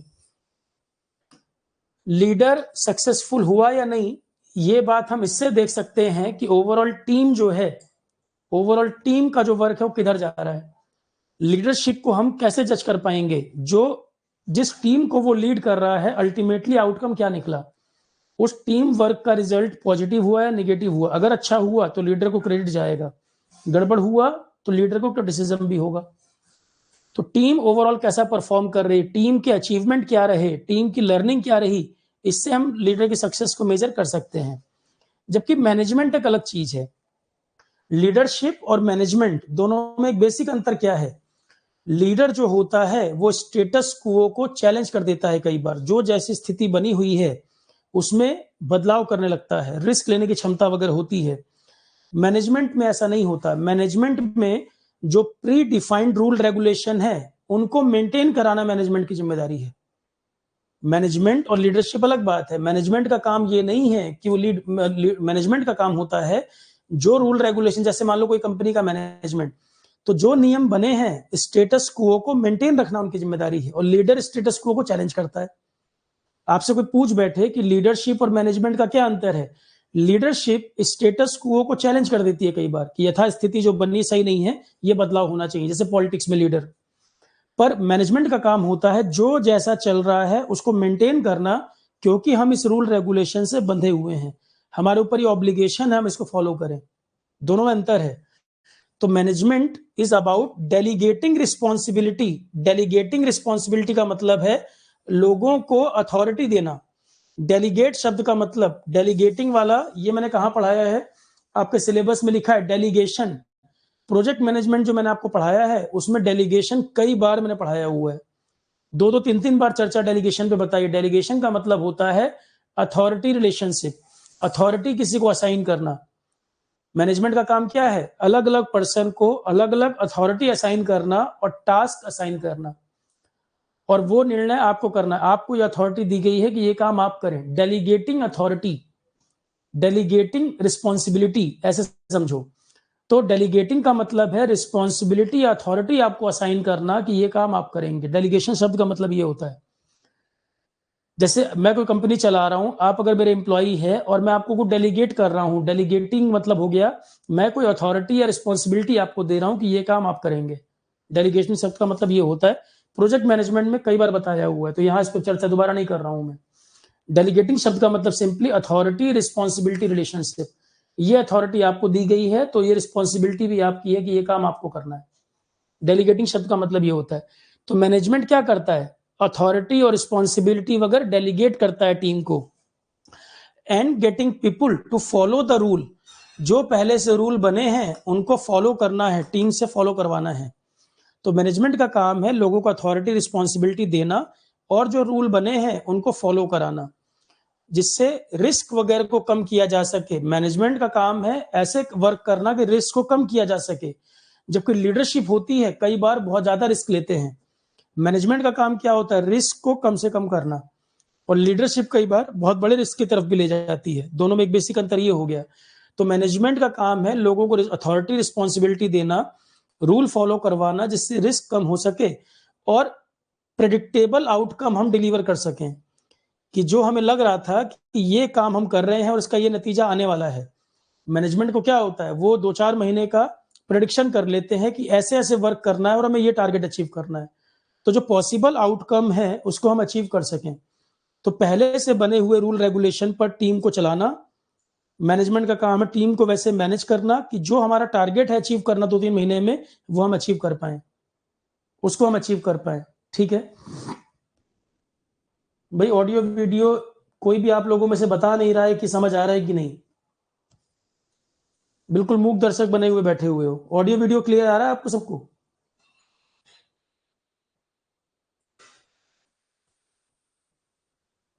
मतलब इतना भी लिखने में तुम्हें मेहनत लग रही है कि हाँ ठीक आ रहा है कि नहीं आ रहा है? तो मैनेजमेंट का मतलब अबाउट डेलीगेटिंग रिस्पॉन्सिबिलिटी, और लोग उसको फॉलो करें नियम कायदे को, जिससे रिस्क कम हो सके और जो आउटकम हम एक्सपेक्ट कर रहे हैं वो हमें मिल पाए। A manager is responsible for completing 4 critical function. तो मैनेजर जिम्मेदार होता है 4 क्रिटिकल फंक्शन कंप्लीट कराने के। उसका काम है प्लानिंग, चीजों को ऑर्गेनाइज करना, लीडिंग एंड कंट्रोलिंग, पर प्री डिफाइंड रूल रेगुलेशन के दायरे में रहकर। प्री डिफाइंड रूल रेगुलेशन के दायरे में रहकर planning, organizing, leading and controlling, ये 4 क्रिटिकल फंक्शन मैनेजमेंट रिलेटेड। तो मैनेजर जो है उसका ये काम है। Unlike leader, manager do not challenge the status quo. यथा स्थिति जो बनी है उसको मेंटेन करते हैं मैनेजर, उसको चैलेंज नहीं करते, जबकि लीडर जो होते हैं स्टेटस क्वो को कई बार चैलेंज करते हैं। इंस्टेड जो मैनेजर होता है वो स्टेटस क्वो को मेंटेन करने के प्रयास करता है। They evaluate success by seeing if the team has achieved what was expected. Management successful रहा कि नहीं, ये इस बात से तय होता है कि जो टारगेट तय हुआ था 2-3 महीने में पूरा करना, क्या वो पूरा हुआ कि नहीं। लीडर सक्सेसफुल हुआ कि नहीं ये पता चलता है उसकी टीम का अचीवमेंट और लर्निंग क्या रही। मैनेजमेंट सक्सेसफुल हुआ कि नहीं ये इस बात से पता लगता है कि जो 2-3 महीने का टारगेट बनाया था वो पूरा हो पाया कि नहीं। एक सबसे बेसिक डिफरेंस याद रखना है, लीडर स्टेटस को चैलेंज कर देता है, जबकि मैनेजमेंट उसको मेंटेन रखने का प्रयास करता है। और मैनेजमेंट रिस्क से बचता है, जबकि लीडर बड़े से बड़े रिस्क ले सकता है। और दोनों की सक्सेस किस बात पर डिपेंड करती है? लीडर की सक्सेस इस पर डिपेंड करती है कि जिस टीम को वो लीड कर रहा था या ऑर्गेनाइजेशन को लीड कर रहा था उसका अचीवमेंट क्या रहा और लर्निंग क्या रही। जबकि मैनेजमेंट जो है इसका अचीवमेंट इससे पता चलेगा जो टारगेट तय हुआ था वो मिला कि नहीं, वो अचीव हुआ कि नहीं। तो वही फिर हमने यहाँ लीडरशिप वर्सेस मैनेजमेंट कंपैरिजन बता दिया है। Leader and manager apply different approaches to achieve their goal, दोनों का काम अलग अलग है। For example manager seek compliance to rule and procedure, whereas leader उन नॉर्म्स को कई बार ब्रेक करते हैं। मैनेजर का काम है कि रूल एंड प्रोसीजर फॉलो हो रहे हैं कि नहीं, और लीडर जो होते हैं कई बार उन नॉर्म्स को चैलेंज कर देते हैं, उनको ब्रेक कर देते हैं। तो लीडरशिप और मैनेजमेंट में एक बेसिक अंतर हमें दिख रहा है। मैनेजर का काम है उन रूल और प्रोसीजर को फॉलो करवाना, और मैनेजर कई बार उनको ब्रेक करता है, उन नॉर्म्स को चैलेंज करता है। Vision, leader and manager have different vision. Leaders are visionary जबकि मैनेजर्स आर इम्प्लीमेंटर। लीडर जो होता है अपने से ही कोई नई चीज सोचकर इनिशिएट कर सकता है। मैनेजर जो है वो जो चीजें बनी हैं उनको इंप्लीमेंट करने पर ज्यादा फोकस है। विजन क्या दोनों का, लीडर और मैनेजर के विजन में एक बेसिक अंतर है। लीडर का विजन कोई नई चीज करना, बिल्कुल नई चीज जो हो सकता है रूल रेगुलेशन के खिलाफ जा रही हो, वो ऐसे इनिशिएटिव भी ले सकता है। जबकि मैनेजर का फोकस होता है रूल रेगुलेशन के ऑब्लिगेशन उसके दायरे में बंधा हुआ है, वो उतना फ्री नहीं है लीडर जितना। तो whereas manager are implementer, manager का काम है जो नियम बने हैं उनको इंप्लीमेंट करवाना। Leader set goal for their team और manager ensure that the goal set by their superior achieved. तो लीडर खुद गोल तय करता है हमें क्या करना है, जबकि मैनेजर के सुपीरियर ने, टॉप मैनेजमेंट जो नियम बनाए हैं वो पूरे हो रहे हैं कि नहीं उस पर फोकस कर रहा है। लीडर खुद से नए गोल तय कर सकता है कि टीम को ये करना है, जबकि मैनेजर सुपीरियर के द्वारा बनाए गए नियम फुलफिल हो रहे हैं कि नहीं उस पर ध्यान दे रहा है। Organising versus aligning, manager achieve their goal. Manager का काम है अथॉरिटी, रिस्पॉन्सिबिलिटी, रिलेशनशिप, मतलब वर्क वगैरह साइन करना, डेलीगेट करना। दे टेक्टिकली डिस्ट्रीब्यूट वर्क, वही लिखा है देखो, डेलीगेशन का मतलब यही है, distributing work among subordinate, authority देना, and organize available resources required to reach the goal. जबकि लीडर लोगों को मोटिवेट करता है, लीडर का काम है अपनी टीम को मोटिवेट करना। Leader motivate people and they concentrate on the personal development of their team beside working towards achieving organization goal। जैसे कंपनी के अंदर यूनियन होती है, यूनियन का एक लीडर होता है, तो उस लीडर का काम क्या है, अपने लोगों को, अपनी टीम को मोटिवेट करना, अपने लोगों को, अपनी टीम को मोटिवेट करना, उनको साथ लेकर चलना, और टीम का उद्देश्य पूरा हो रहा है कि नहीं, लीडर का फोकस उस पर है, चाहे वो बात ऑर्गेनाइजेशन के खिलाफ ही जा रही हो। जिन लोगों को वो लीड कर रहा है उनकी चीजें वो पूरी करा पा रहा है कि नहीं, उस पर इसका एम्फेसिस है, ना कि ऑर्गेनाइजेशन की चीज पूरी हो रही है कि नहीं। मैनेजर का पूरा फोकस है ऑर्गेनाइजेशनल गोल, ऑर्गेनाइजेशन का जो गोल है वो पूरा हो रहा है कि नहीं, और लीडर का फोकस है जिस टीम को वो लीड कर रहा है उसका ऑब्जेक्टिव पूरा हो रहा है कि नहीं, चाहे वो ऑर्गेनाइजेशन के खिलाफ ही जा रहा हो। एग्जाम्पल यूनियन वाले लोग। Meanwhile leaders motivate people and they concentrate on the personal development of their team. तो अपनी टीम के डेवलपमेंट पे फोकस है लीडर का, जबकि मैनेजमेंट जो होता है वो ऑर्गेनाइजेशन का गोल पूरा हो रहा है कि नहीं। उसके बाद एनालाइजिंग एंड एसेसिंग, ये अप्रोच भी दोनों की अलग होती है। Leader analyses and assesses every situation to achieve new and better result, जबकि मैनेजर डज नॉट एनालाइज और evaluate, they emphasis on the question like how and when, किस चीज को कैसे करना है और कब करना है, इस पर ज्यादा फोकस है। रूल बनाए हैं टॉप मैनेजमेंट ने, तो मैनेजर का काम है टॉप मैनेजमेंट जो नियम बनाए हैं उनको कैसे और कब अप्लाई करना है।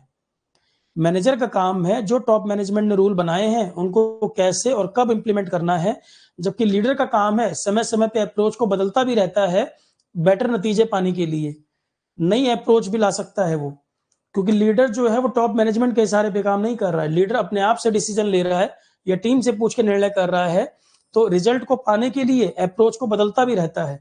जबकि मैनेजर टॉप मैनेजमेंट के ही डायरेक्शन पे चलेगा, मैनेजर को उतना फ्रीडम नहीं है जितना लीडर को फ्रीडम है। मैनेजर जो है वो टॉप मैनेजमेंट के जो नियम बने हैं उनको अप्लाई कैसे कराना है। व्हाट डू लीडर्स डू, अब ये जनरल पॉइंट्स हैं, ये आप रीड कर सकते हैं।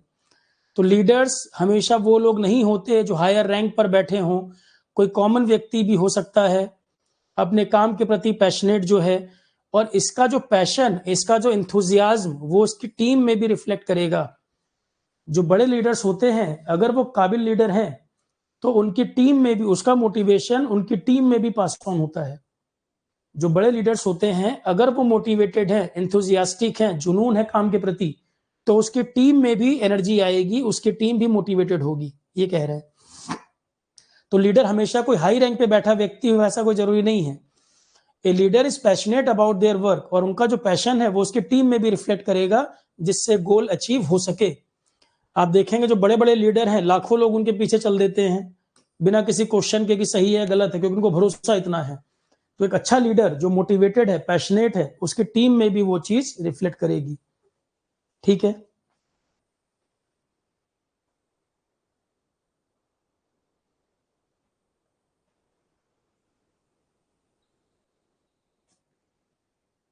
शिवम, ये जो आप लाइफ साइंस का डाउट पूछ रहे हैं वो चैट के ऊपर अलग से पूछिए, आरोहन ऐप के ऊपर अलग से पूछिए। यहाँ टॉपिक अलग चल रहा है, लाइफ साइंस करके बाकी सबको नहीं डेविएट करेंगे। तो इतना समझना चाहिए किस बारे में बात चल रही है। इससे बारे में बात हो तो यहाँ पूछो, लाइफ साइंस वाला पर्सनल डाउट है वहां पूछिए। Type of leadership, all leader have a unique style that sets them apart from other. Different type of leadership, किस तरह के लीडर आप बनना चाहते हैं, किस तरह की लीडरशिप आप सोचते हैं, अलग अलग तरह का। देखो, सबसे पहले है ऑटोक्रेटिक। ऑटोक्रेटिक लीडरशिप का मतलब है एक लीडर होगा और सब उसको फॉलो करेंगे, सबसे कंसल्ट करके डिसीजन नहीं लिया जाएगा। थोड़ा डिक्टेटर टाइप का दिमाग में रखो। ऑटोक्रेटिक लीडरशिप का मतलब होता है एक लीडर है, जो डिसाइड कर लिया सबको वही फॉलो करना है, सबसे राय मशवरा नहीं किया जाएगा, जो उस लीडर ने डिसाइड किया है सब उसी को फॉलो कर रहे हैं। तो a leader who has complete control over his team is called an autocratic leader. They never bend their belief and rule for anyone. और वो लीडर अपने नियम किसी के लिए भी बदल नहीं रहा है, फ्लेक्सिबल नहीं है। आप इसमें ये समझ सकते हैं, ऑटोक्रेटिक लीडरशिप में आपको फ्लेक्सिबिलिटी नजर नहीं आ रही है। एक शब्द में अगर डिफाइन करना चाहें तो इसमें फ्लेक्सिबिलिटी नहीं दिख रही है। एक व्यक्ति ने जो तय कर दिया है वो बिल्कुल डेविएट नहीं हो रहा किसी के कहने पर भी, और जो उसने नियम बना दिए हैं टीम को उसको एज इट इज फॉलो करना है। बाकी सबसे राय मशवरा होगा, बात की जाएगी, ऐसा कोई जरूरी नहीं।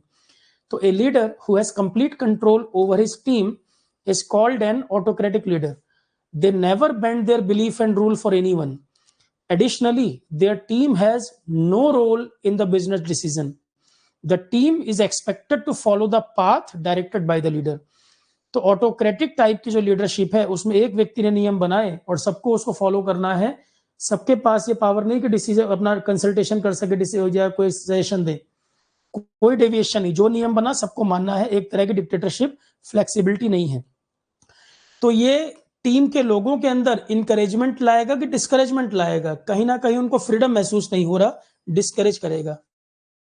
टीम मेंबर जो होंगे उनको इंकरेजमेंट नहीं हो रहा, डिस्करेजमेंट हो रहा है, यहाँ पर उनको फ्रीडम नहीं मिल रहा है यहाँ पर, तो वो डिमोटिवेटेड भी फील कर सकते हैं। इसके बाद है लेसेस फेयर लीडरशिप, दूसरे टाइप की। ये फ्रेंच वर्ड से लिया गया। तो लेसे फेयर जो वर्ड है फ्रेंच वर्ड है, इसका मतलब होता है allow to do. Allow to do the practice of non interference in the affairs of other, specially with reference to individual conduct और फ्रीडम ऑफ एक्शन। इस तरह के लीडरशिप में टीम मेंबर को फ्रीडम होता है अपने जॉब को करने का, अकॉर्डिंग टू देयर विल, अपनी इच्छा के अनुसार जो टीम मेंबर हैं वो अपना वर्क कर सकते हैं। यहाँ पे डिक्टेटरशिप नहीं है, पर एक दूसरे के काम में इंटरफेयर नहीं करना है। लेसे फेयर वाले को आप समझ सकते हैं। अलाउ टू डू का मतलब जो टीम मेंबर हैं उनको फ्रीडम है, अपने वर्क को अपनी इच्छा अनुसार कर सकते हैं, एक दूसरे में इंटरफेयर नहीं करेंगे, ये ध्यान रखना है। लेसे फेयर लीडरशिप के अंदर सबको, एक डेमोक्रेटिक टाइप की अप्रोच, सबको ये फ्रीडम है अपनी विल, अपनी इच्छा अनुसार अपने वर्क को, अपने जॉब को वो करें, एक दूसरे में इंटरफेयर नहीं करना। They are given the freedom to bring in their perspective and intelligence in performing business function. तो पहले वाले में किसी की नहीं सुनी जा रही, किसी को फ्रीडम नहीं है, बस लीडर ने जो कहा उसको मानना है, वो है ऑटोक्रेटिक स्टाइल। लेसे फेयर में जितने टीम मेंबर हैं अपनी विल के अनुसार अपना काम करें, एक दूसरे में इंटरफेयर नहीं, अपनी इच्छा अनुसार अपना वर्क करें। तीसरी है डेमोक्रेटिक। तो सेकंड वाले में डेमोक्रेटिक अप्रोच थोड़ी सी नजर आ रही थी, थर्ड वाले में इसका नाम ही डेमोक्रेटिक है, इसका मतलब एक दूसरे में इंटरफेयर करना या किसी भी समय कोई बात करना, यहां पर वो सब फ्रीडम है।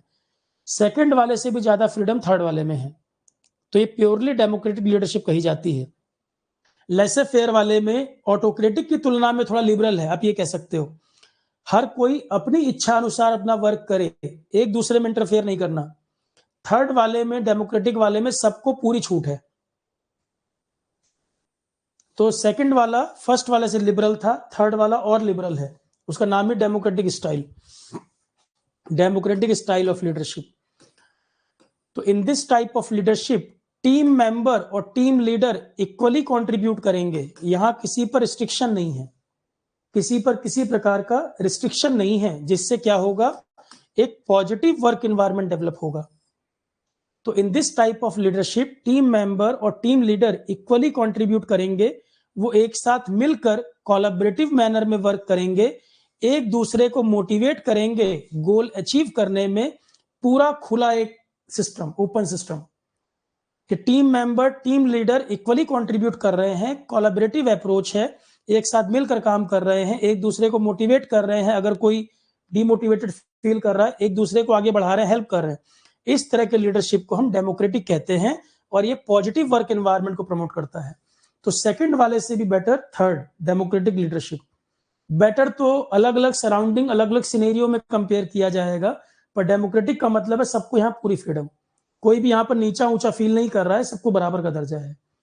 फिर होती है ब्यूरोक्रेटिक। ब्यूरोक्रेसी का मतलब होता है नौकरशाही, सरकार के द्वारा बनाए गए नियम को लागू करना जिम्मेदारी होती है ब्यूरोक्रेसी की। आईएएस वगैरह का क्या काम होता है, जो सरकार ने नियम बनाए हैं उसको ग्राउंड पर इंप्लीमेंट करना। उसी तरह से कंपनी के अंदर जो ब्यूरोक्रेट्स हैं, कंपनी के अंदर जो मैनेजमेंट वगैरह है, उनका क्या काम है, कंपनी के बनाए गए नियम को इंप्लीमेंट कराना। तो ब्यूरोक्रेटिक लीडरशिप होती है। इस तरह की लीडरशिप में लीडर ऑर्गेनाइजेशन के रूल रेगुलेशन से बंधा है और टीम से उनको फॉलो करवाना इसका काम है। ब्यूरोक्रेटिक लीडरशिप में लीडर को पूरा फ्रीडम नहीं है। लीडर यहां पर जो बना है, उस लीडर का काम केवल ये है, कंपनी के जो नियम कायदे हैं बाकी टीम मेंबर उसको फॉलो करें, कंपनी के नियम कायदे को टीम मेंबर फॉलो करें। यह है ब्यूरोक्रेटिक लीडरशिप। तो in this type of leadership leader strictly adhere to organisational rule and policy. जो पहले से नियम कायदे ऑर्गेनाइजेशन के बने हैं उनको लागू करवाना इस लीडर का काम है। तो ब्यूरोक्रेटिक लीडरशिप मतलब खुद से कुछ नया नहीं निकाल रहा है, जो नियम कायदे बने हैं कंपनी के लोग, टीम मेंबर उसको फॉलो करें। Bureaucratic leader are often organised and self motivated. तो ये थोड़ा ऑर्गेनाइज मैनर में काम होता है। कंपनी के अंदर जो मैनेजमेंट लीडरशिप है वो एक तरह का ऑर्गेनाइज मैनर में चलता है, और नियम कायदे जो बने हैं उन्हीं को फॉलो करना। फिर एक होती है transactional leadership. Transactional leadership adhere to the ideas many have about the role of manager with an emphasis on organization, supervision, performance, compliance, meeting goal and utilize rewards and penalty to motivate people। तो ये इस तरह की leadership कि अलग अलग लोग आपके साथ जो काम कर रहे हैं, अच्छे काम के लिए रिवार्ड किया जाए, बुरे काम के लिए पेनल्टी लगाई जाए, जिससे मैन पावर मोटिवेटेड फील हो।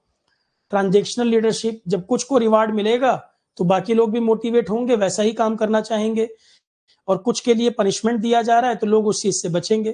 Transactional leadership produce consistent predictable result and employee can see the tangible impact of their work when their goal are tied to the growth and success of the organization। तो एक बार read करना। Charismatic leader क्या होता है, कोई बहुत बड़ा एक लीडर, कैरिस्मेटिक, करिश्मा सबसे आया है ये, कोई बहुत बड़ा लीडर, सब उसके पीछे बिल्कुल भाव विभोर हो गए, जो वो कह रहा है सब वैसे ही चल रहे हैं।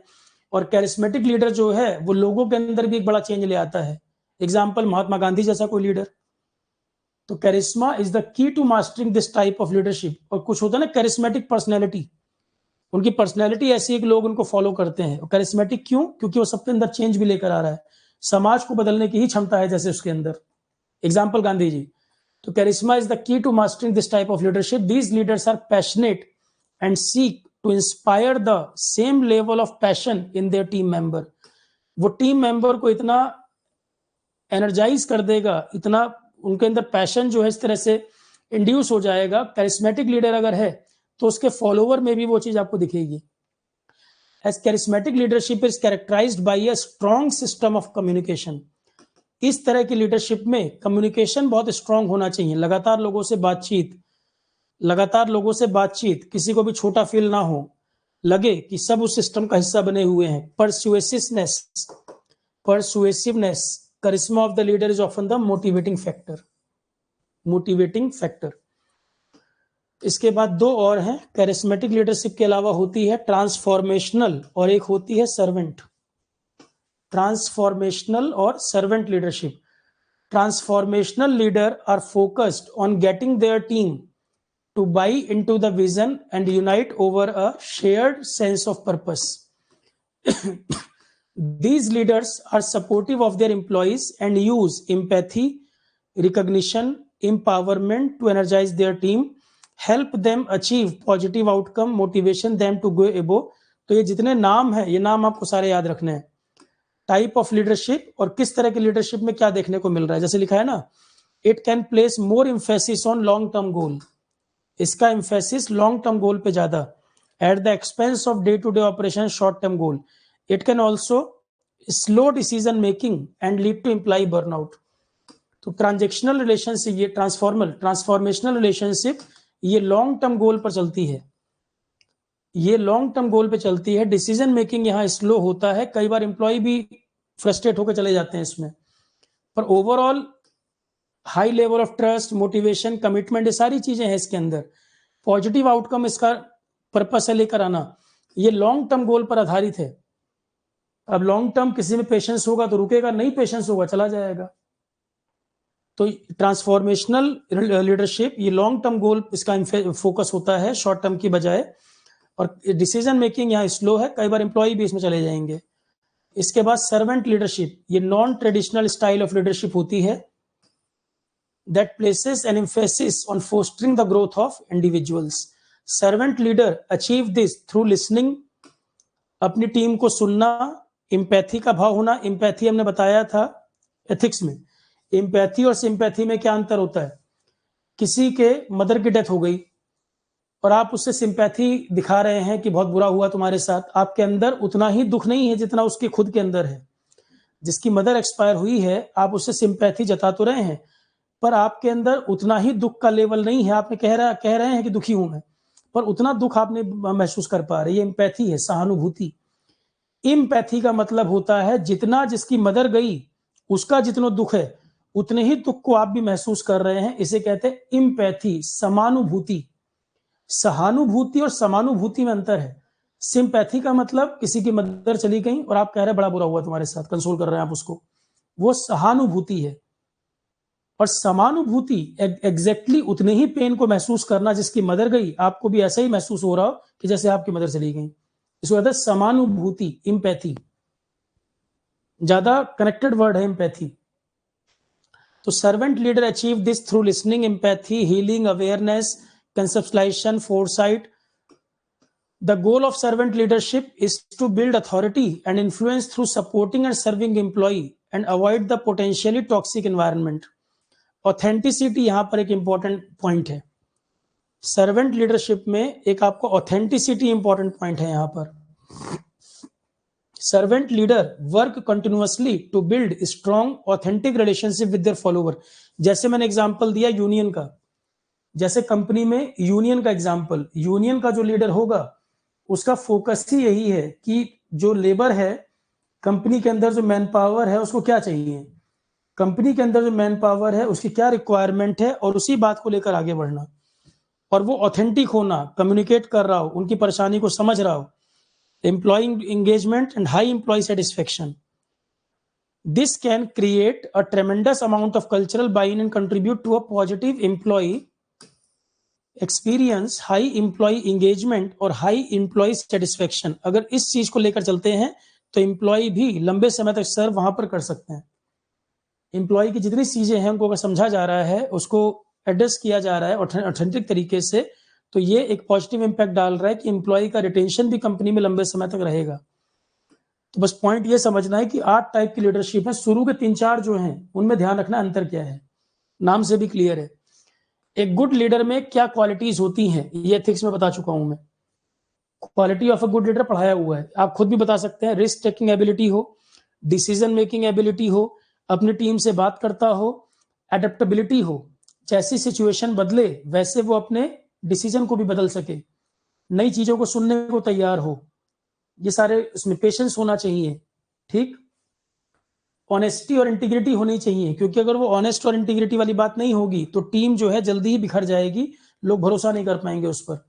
ऑनेस्टी और इंटीग्रिटी, इंटीग्रिटी ऑनेस्टी से भी एक बड़ा शब्द है, एथिक्स में हमने काफी चर्चा की थी इस पर, इंटीग्रिटी के ऊपर हमने काफी चर्चा की थी। इंटीग्रिटी का मतलब चाहे आपके लिए 1 रुपए करप्शन हो या 1 करोड़ रुपए का करप्शन हो, आप दोनों को बराबर मानते हो। जो व्यक्ति हाई इंटीग्रिटी वाला है, हाई इंटीग्रिटी वाला है, ऊंचे चरित्र वाला है, हाई मोरल कैरेक्टर वाला है, चाहे 1 रुपए हो चाहे 1 करोड़ रुपए हो, दोनों उसके लिए बराबर है, वो करप्शन नहीं करेगा तो नहीं करेगा। ये इंटीग्रिटी को बताती है बात। काफी चर्चा हमने एथिक्स में की है इस पर। ऑनेस्टी और इंटीग्रिटी होना चाहिए एक, इसके लिए इंस्पिरेशन होना चाहिए, उससे उसकी टीम इंस्पायर हो, मोटिवेट हो। लीडर खुद सेल्फ मोटिवेटेड होना चाहिए, पॉजिटिव अप्रोच वाला होना चाहिए, जिससे उसके लीडर इंस्पायरिंग इसलिए होना चाहिए ताकि उसकी जो टीम है वो उसको फॉलो कर सके, मन से अपने लीडर को फॉलो करे, क्योंकि उसको पता है कि हमारा लीडर जो है वो ऑनेस्ट है, हाई इंटीग्रिटी वाला है, इंस्पायरिंग पर्सनैलिटी है, हमारे साथ धोखा नहीं करेगा। फिर कम्युनिकेशन स्किल, ट्रांसपेरेंसी हो और अपनी टीम से लगातार बात करता हो। बाई डायरेक्शनल कम्युनिकेशन, कि अपनी बात कहे भी और दूसरे की सुने भी। विजनरी होना चाहिए, एक क्लियर गोल होना चाहिए, वो लीडर जिस चीज को लीड कर रहा है क्लियर विजन होना चाहिए, क्लियर गोल होना चाहिए जिसमें कंफ्यूजन ना हो कि ये हमारा टारगेट है, इसके लिए हम काम कर रहे हैं। नेवर गिव अप स्पिरिट, हार ना मानने वाला हो कभी भी। कैप्टन अगर हथियार रख देगा तो पूरी टीम अपने आप ही हार जाएगी। इंडियन क्रिकेट टीम में अगर धोनी का ही एनर्जी लेवल डाउन हो जाता तो बाकी टीम क्या खेलती, जैसे युद्ध में सेनापति। तो नेवर गिव अप स्पिरिट, कभी हार ना मानने वाला। इंट्यूटिव, उसका अनुभव इस तरह का हो कि इंट्यूशनली उसको कई चीजों का आभास हो जाए, जो उसके पास्ट एक्सपीरियंस रहे हैं या उसकी जो कंसाइंस है या उसका जो विजडम है, उसको ये समझ आता हो कि जो घटनाएं घटने वाली हैं उनको वो अंदाजा लगा सके। भाई टॉप मैनेजमेंट में करोड़ों रुपए के पैकेज कंपनी देती है, क्यों देती है? क्योंकि वो अनुभवी लोग हैं, उनका विजडम है, उनको पता होता है कि मार्केट में किस तरह चेंज आने वाला है, आने वाले 2-3 महीने में क्या हो जाएगा। तो इंट्यूटिव होना चाहिए, उसके अकॉर्डिंग अपनी प्लानिंग करना। इम्पैथी वर्ड हमने यूज किया। इम्पैथी मतलब टीम के किसी भी व्यक्ति को कोई परेशानी हो तो उसी लेवल ऑफ पेन को वो महसूस करता हो लीडर। टीम के किसी भी व्यक्ति के साथ कोई घटना घटे, कोई परेशानी हो, उतनी ही इंटेंसिटी से उस पेन को वो खुद समझता हो, मतलब अपनी टीम को वो टीम से ज्यादा फैमिली मानता हो जैसे। फिर ऑब्जेक्टिव, ऑब्जेक्टिव अप्रोच का मतलब, ऑब्जेक्टिव का मतलब है जो वो रूल रेगुलेशन बनाए, जो नियम बनाए, वो पूरी टीम के लिए यूनिफॉर्मली फॉलो हो। ऐसा ना हो जाए कि जो उसकी बटरिंग करने वाले हो उनके लिए अलग तरह डील करे और जो उसको बटरिंग नहीं कर रहे उनको अलग तरह से डील करे। ऑब्जेक्टिव शब्द का मतलब होता है समान, सबके लिए एक जैसा नियम। सब्जेक्टिव का मतलब होता है पर्सन टू पर्सन अलग अलग, ये भी हमने एथिक्स में पढ़ा है। ऑब्जेक्टिव और सब्जेक्टिव का क्या मतलब होता है? जैसे एथिक्स है, एथिक्स एक ऑब्जेक्टिव बात है। Engineering ethics, medical ethics, law ethics जो बने हैं, तो एजेंसीज ने जो बनाए हैं वो सब पूरे इंजीनियर्स पे एक जैसे हैं। पूरे मेडिकल एथिक्स सब डॉक्टरों के लिए एक समान है, डॉक्टर टू डॉक्टर वेरी नहीं करता। पर मोरलिटी जो होती है, मोरलिटी एक इंडिविजुअलिस्टिक चीज है। जिन चीजों, जो मेरे लिए मोरल वैल्यू है, जरूरी नहीं कि आप भी उसको फॉलो करते हो। ऑनेस्टी अगर मेरे लिए एक वैल्यू, मोरल वैल्यू मानता हूं, तो जरूरी नहीं कि आप भी उसको मानो। वो एक सब्जेक्टिव चीज है जो पर्सन टू पर्सन वेरी करती है। एथिक्स ऑब्जेक्टिव नेचर का होता है, मोरल सब्जेक्टिव नेचर का होता है। ऑब्जेक्टिव का मतलब सबके लिए एक समान, सब्जेक्टिव का मतलब पर्सन टू पर्सन अलग अलग।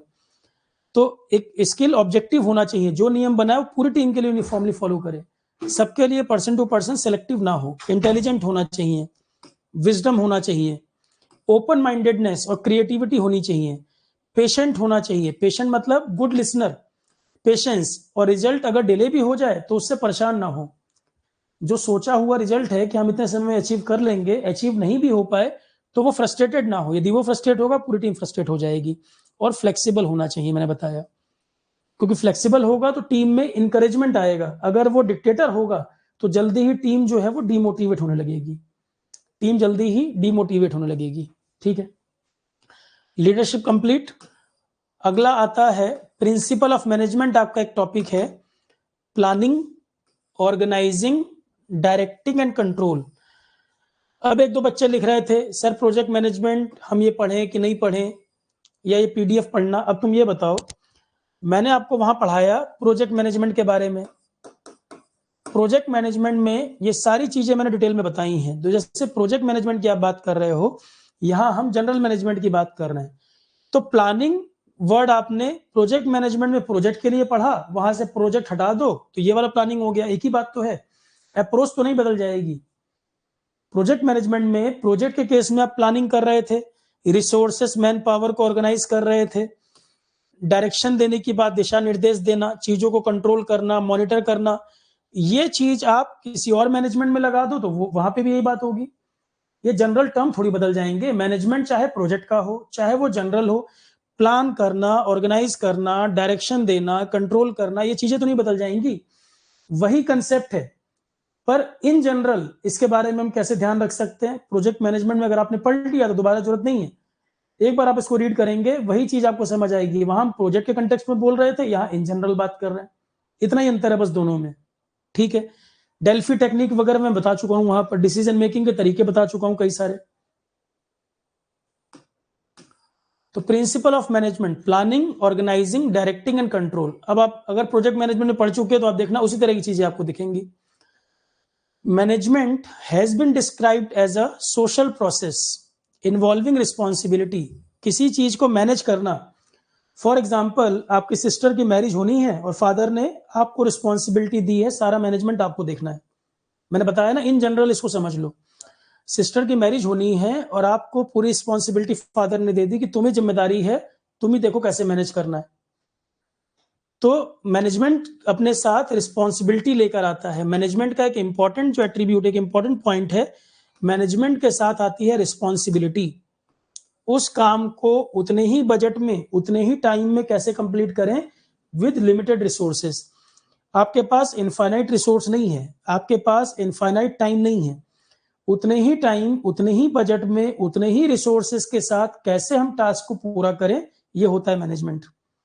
कि सिस्टर की शादी अगर किसी डेट को पड़ी, मान लो 10 तारीख को पड़ी, तो कैसे मैं 8 तारीख तक सारा वर्क कंप्लीट कर लूं। बजटिंग करना, कितना पैसा पिताजी ने दिया, बजट बनाना। प्लानिंग, सबसे पहले तो प्लानिंग करोगे, फिर उसके बाद मैन पावर एलोकेट करना, रिसोर्सेज एलोकेट करना, इकट्ठा करना, ये सारी चीजें कंट्रोल करना, मॉनिटरिंग करना सब सही हो रहा है कि नहीं, समय समय पे इंस्पेक्शन करना चीजों का। तो उसी तरह से इन जनरल यहां मैनेजमेंट की बात कर रहे हैं। तो management has been described as a social process involving responsibility for economical and effective planning and regulation of operation of an enterprise in the fulfilment of given purpose. तो कोई organisation है, कोई भी है, मैनेजमेंट हमेशा किसी गोल, कोई गोल हमारा टारगेट है, कोई गोल है, कोई टारगेट है, उस चीज को पूरा करने के लिए मैनेजमेंट कर रहे हैं। बिना गोल के तो कुछ मैनेज नहीं करोगे, कोई गोल को टारगेट तो होगा, चाहे वो सिस्टर की मैरिज हो या कंपनी चलाना हो या प्रोजेक्ट मैनेजमेंट हो। बिना गोल के तो मैनेजमेंट कुछ नहीं, कोई गोल होगा जो आप पूरा करना चाहते हैं। तो मैनेजमेंट अपने साथ रिस्पॉन्सिबिलिटी लेकर आता है। रिस्पॉन्सिबिलिटी किस चीज की, कि कैसे मैं इकोनॉमिकल, फाइनेंस और इफेक्टिव प्लानिंग करूं, किस तरह से चीजों को रेगुलेट करें कि हम एक टास्क को पूरा कर पाए। ये एक डायनेमिक प्रोसेस है जिसमें कई सारे एलिमेंट और एक्टिविटी इन्वॉल्व होते हैं। These activities are different from operative function, marketing, finance, purchase, इससे अलग काम है management. Rather, these activities are common to each and every manager irrespective of his level or status. तो कोई भी मैनेजर होगा, किसी भी मैनेजमेंट में ये चीजें इन्वॉल्व होती हैं। अलग अलग एक्सपर्ट्स ने अलग अलग तरह से क्लासिफाई किया। जॉर्ज एंड जेरी, इन्होंने मैनेजमेंट में क्या कहा, 4 फंडामेंटल फंक्शन बताए मैनेजमेंट के: planning, organising, actuating and controlling. Henry Fayol, Henry Fayol का नाम याद रखना है, इसको फादर ऑफ मॉडर्न या जनरल मैनेजमेंट बोला जाता है। फादर ऑफ मॉडर्न या जनरल मैनेजमेंट किसको कहा गया, हेनरी फॉयल को। ये क्वेश्चन पूछ सकता है, हेनरी फॉयल इसमें से फादर ऑफ मॉडर्न या जनरल मैनेजमेंट किसको बोला जाता है, हेनरी फॉयल को बोला जाता है। ये कहते हैं मैनेज करने का मतलब है चीजों को फोरकास्ट करना, अंदाजा लगाना, उसके अकॉर्डिंग प्लान करना, फिर ऑर्गेनाइज करना, फिर to command and to control. Luther Gulick कहते हैं, इन्होंने एक वर्ड दिया पोस्ट कॉर्ब। पी का मतलब प्लानिंग, ओ का मतलब ऑर्गेनाइजिंग, एस का मतलब स्टाफिंग, डी का मतलब डायरेक्टिंग, को का मतलब कोऑर्डिनेशन, आर का मतलब रिपोर्टिंग, और बी फॉर बजटिंग। तो इन्होंने मैनेजमेंट का जो नियम बताया, पोस्ट कॉर्प, इतने स्टेजेस हैं। सबसे ज्यादा जो एक्सेप्ट किया गया वो कुंज की थ्योरी, कुंज और ओडोनेल, इनकी थ्योरी को सबसे ज्यादा एक्सेप्ट किया गया। इन्होंने क्या कहा था, पीओएसडीसी वर्ड दिया, planning, organising, staffing, directing, controlling. Widely accepted theory management की जो है वो कुंज और ओडोनेल की है। वाइडली एक्सेप्टेड थ्योरी मैनेजमेंट की कुंज और O'Donnell, planning, organising, staffing, directing and controlling. For theoretical purpose, it may be convenient to separate the function of management, but practically कई सारी चीजें overlapping nature की भी हैं। Theoretically आप इनमें अंतर कर पा रहे हैं, practically कई बार चीजें overlap भी करने लगती हैं। Theoretically आपको इनमें सब में क्लियर अंतर दिख रहे हैं, पर कई बार इनमें overlapping भी होती है। सबसे पहली स्टेज है प्लानिंग। 4 स्टेज लिख देगा, आपसे कहेगा बताओ पहले कौन आता है। प्रोजेक्ट मैनेजमेंट में भी सीक्वेंस बताया था मैंने, और क्वेश्चन बताया था कि ये सीक्वेंस पूछता है, तो यहाँ पे भी सीक्वेंस पूछ सकता है कि पहले क्या आएगा। सबसे पहले तो प्लानिंग ही करोगे, कुछ भी मैनेजमेंट की बात आए सबसे पहले तो प्लानिंग ही करोगे। सिस्टर की मैरिज भी होनी है, पहले प्लान बनाओगे उसका। तो it is the basic function of management. It deals with chalking out a future course of action and deciding in advance the most appropriate course of action for achievement of predetermined goal. तो planning का मतलब क्या, copy pen लेके बैठे या board के ऊपर पहले आपने एक रफ आइडिया बना लिया, हमारा टारगेट क्या है, हमारा टारगेट क्या है, कितना मेरे पास बजट है, कितने टाइम में हमें पूरा करना है, ऐसे प्लान करोगे। पहले से एक तय कर लोगे, एक आइडियल सिचुएशन आप बना लोगे, ये चीज इतने टाइम में पूरी होगी, उसके बाद ये काम होगा, तीसरा फिर वो फूल माला व सजावट वाला आएगा, चौथा कैटरर को फाइनल करना है। तो आप स्टेप बाय स्टेप एक प्लान बना लोगे, पहले से एक गोल तय कर लोगे और उसके अकॉर्डिंग प्लान बनाओगे। ये तो आपने एक आइडियल प्लान बनाया। जब आप उसको इंप्लीमेंट करने जाओगे, क्या ये एज इट इज अप्लाई हो जाएगा? जो चीजें जिस दिन जिस समय आपने तय की थी, क्या वो हो जाएंगी? हो सकता है कैटरर की तबीयत खराब हो जाए, कैटरर के घर में कोई मिसहैपनिंग हो जाए, फूल वाले को फूल ही नहीं मिले, मार्केट में हड़ताल हो गई। तो जब आप प्लान बनाते हो तो एक आप आइडियल सिचुएशन को दिमाग में रखते हो। क्या रियल में वो एज इट इज इंप्लीमेंट होता है? नहीं, कुछ डेविएशन भी आते हैं, ठीक। पर प्लानिंग बनाने में आप एक आइडियल सिचुएशन मान के चलते हो, पहले से तय कर लेते हो, ठीक है। तो सबसे पहला प्लानिंग। प्लानिंग के बाद अब अगला पॉइंट,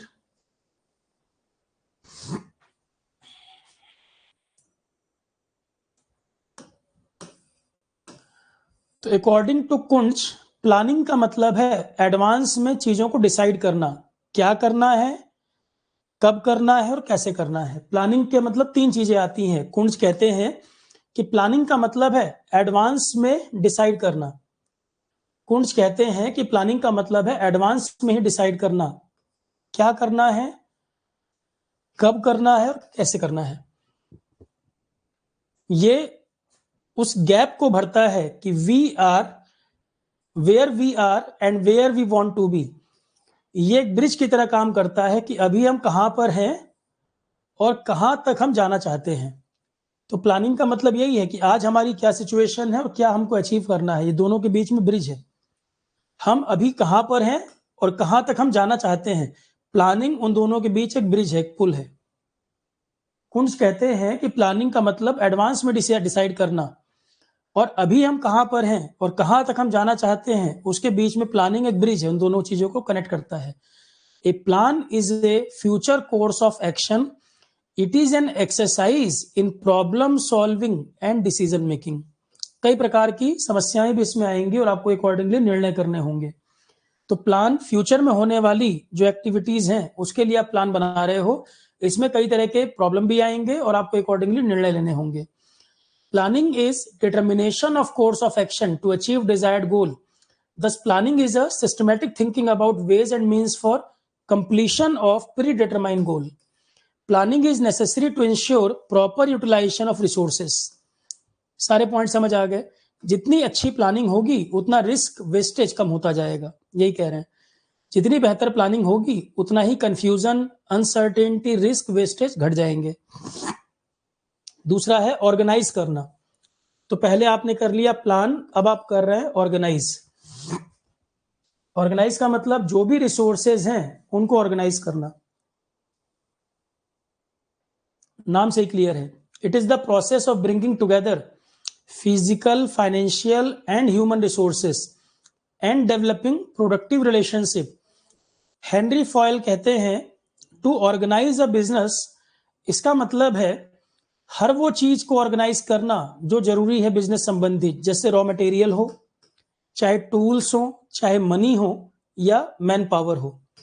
हेनरी फॉयल कहते हैं बिजनेस को ऑर्गेनाइज करने का मतलब जो कुछ जरूरी है हर चीज को ऑर्गेनाइज करना, जैसे बिजनेस में raw material, tool, capital, man power, इनको ऑर्गेनाइज करना। To organise a business involve determining and providing human and non human resources to the organisational structure. Organising में क्या क्या चीजें इन्वॉल्व हैं, पहले हमें कौन कौन सी एक्टिविटीज करवानी है, ऑर्गेनाइज कैसे करेंगे, टोटल एक्टिविटी कितनी होनी है, फूल माला वाला, कैटरिंग वाला, टेंट वाला, पहले एक्टिविटी कौन कौन सी होनी है, कैमरे वाला। तो पहले जितनी एक्टिविटीज हैं उनको आइडेंटिफाई करना, ग्रुपिंग ऑफ एक्टिविटी को क्लासिफाई कर लेना, फिर ड्यूटी असाइन करना, किसका क्या काम होगा असाइन करना। डेलीगेशन ऑफ अथॉरिटी का मतलब जिसका जो काम है वो जिम्मेदारी वो अथॉरिटी उसको दी और रिस्पॉन्सिबिलिटी उसकी। उसके बाद टीमें बना दी, हर टीम अपना अपना काम कर रही है, अब आपका काम है कोऑर्डिनेशन, रिपोर्टिंग वो आपको करे, कितना कितना काम कंप्लीट हुआ आपको बताते जाए। तीसरे नंबर पे आता है स्टाफिंग करना, स्टाफिंग मैन पावर को अरेंज करना। स्टाफिंग शब्द मतलब है मैन पावर को कैसे डिस्ट्रीब्यूट करना, man power. Staffing it is the functioning of manning the organisation structure, man power का मैनेजमेंट है ये। And keeping it manned, staffing has assumed greater importance recent year due to advancement technology, increased size business complexity. The main purpose of staffing is to put, staffing का मुख्य purpose है सही व्यक्ति को सही काम देना। स्टाफिंग का क्या मतलब है, सही व्यक्ति सही काम कर रहा है कि नहीं। ऐसा तो नहीं है फूल माला वाला कचौड़ी बनाने लग गया या जो कैमरा मैन था वो टेंट लगाने का काम करने लग जाए।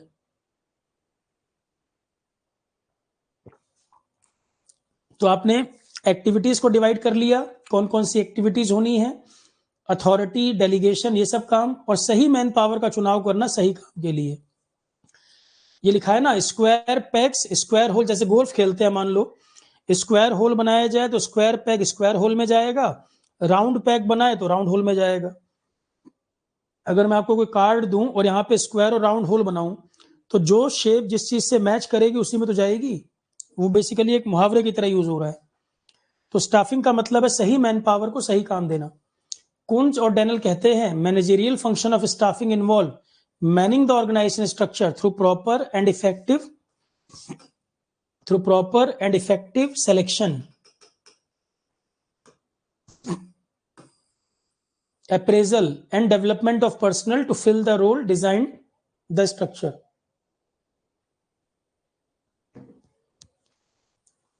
Design the structure. जैसे आपने 4-5 बड़े बड़े एक्टिविटी डिफाइन कर लिए, वर्क 1, वर्क 2, वर्क 3। अब उस काम में टीम भी चाहिए, तो टीम भी सही हो जो उस काम को जानती हो। पहले आपने एक्टिविटीज को मोटे तौर पे बांट दिया, ये 5 एक्टिविटी होनी है, अब उस एक्टिविटी में टीम भी चाहिए, तो स्टाफिंग करना, सही मैन पावर का सही काम के लिए चुनाव करना। उसके बाद फिर स्टाफिंग इन्वॉल्व, वही बार बार हम बातें कर रहे हैं। स्टाफिंग में मैन पावर को प्लान करना, रिक्रूटमेंट, सिलेक्शन, प्लेसमेंट, जैसे ऐसे लोग चाहिए वैसे लोगों को लाना, ट्रेनिंग करना, अगर वो मैन पावर को आइडिया नहीं है ट्रेनिंग करना, अच्छे काम के लिए उनको रेम्यूनरेशन देना, परफॉर्मेंस अप्रेजल देना, प्रमोशन और ट्रांसफर करना। अगर वो व्यक्ति अच्छा काम कर रहा है और वो दूसरे काम में ट्रांसफर चाहता है वो भी उसको बेनिफिट मिल सकता है। तो ये जो मैन पावर को आपने सेलेक्ट किया है उसको ट्रेनिंग देना, रेम्यूनरेशन देना, पैसे का लालच देना, प्रमोशन का लालच देना, जिससे वो मैन पावर रिटेन भी रहेगा, अपने काम को अच्छे से करेगा। उसके बाद आता है डायरेक्शन देना, निर्देश देना। डायरेक्टिंग का मतलब है निर्देश देना। तो मैनेजरियल फंक्शन का ये काम जो है which actuate the organizational need to work efficiently for achievement of organizational purpose.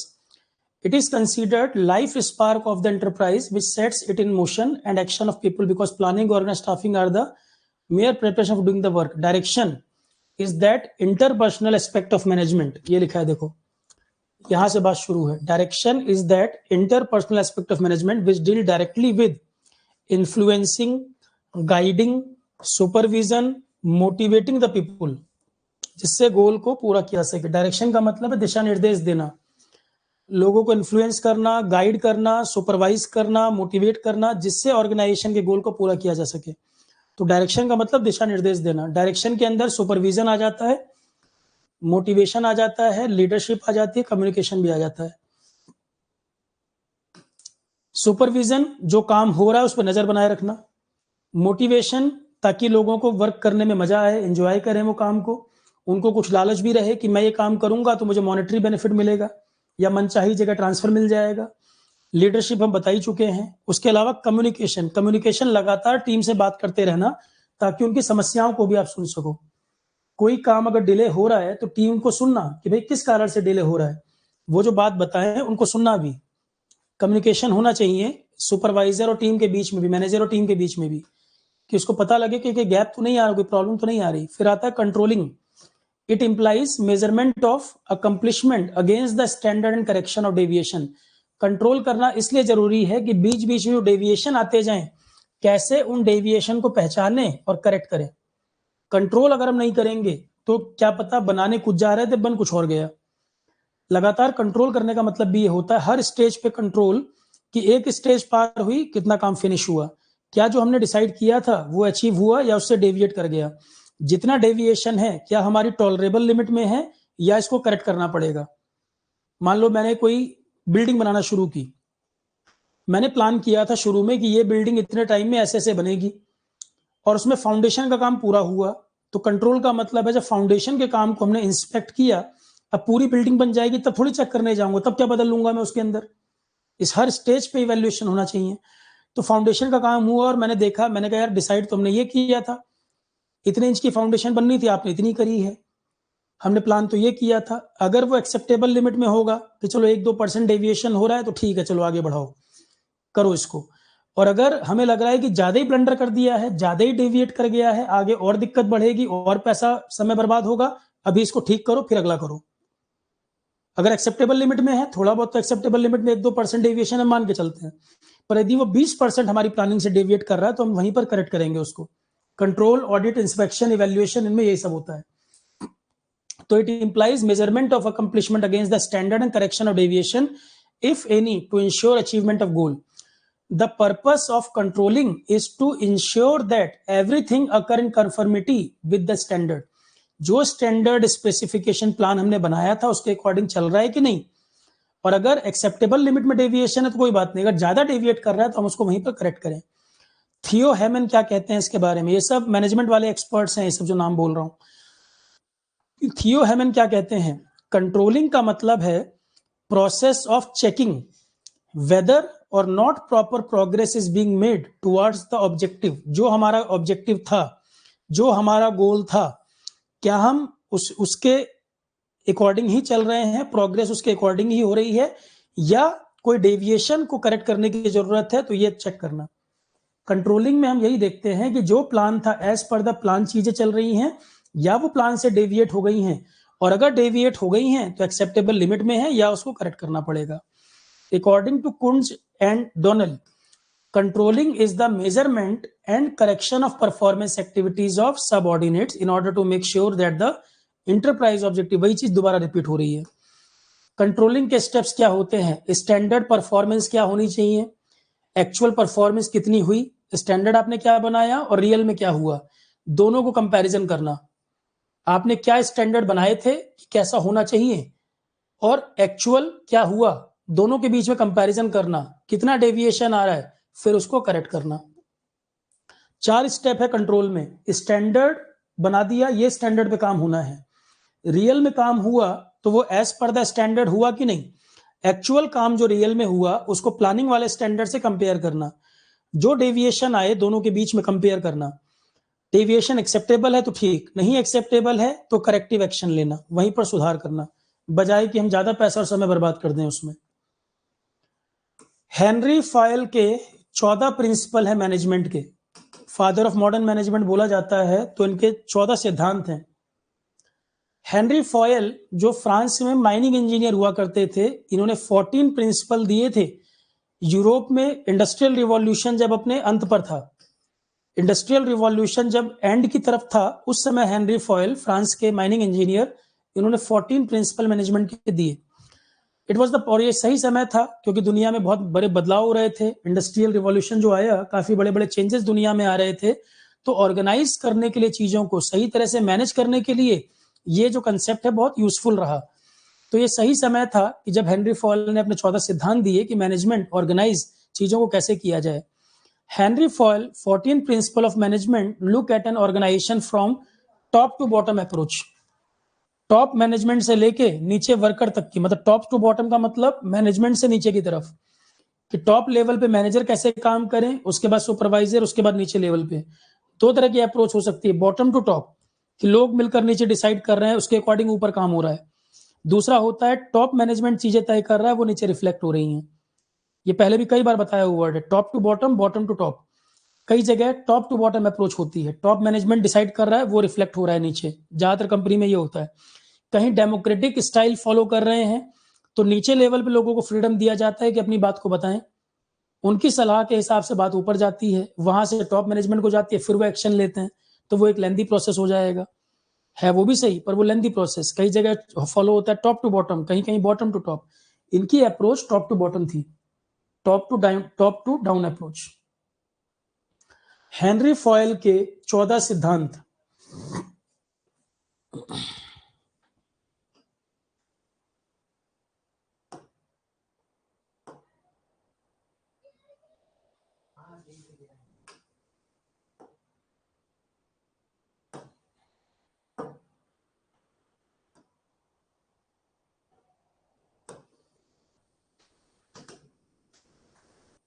Henry Fayol के 14 सिद्धांत ये हैं। Principle of division of work, काम को बांटना।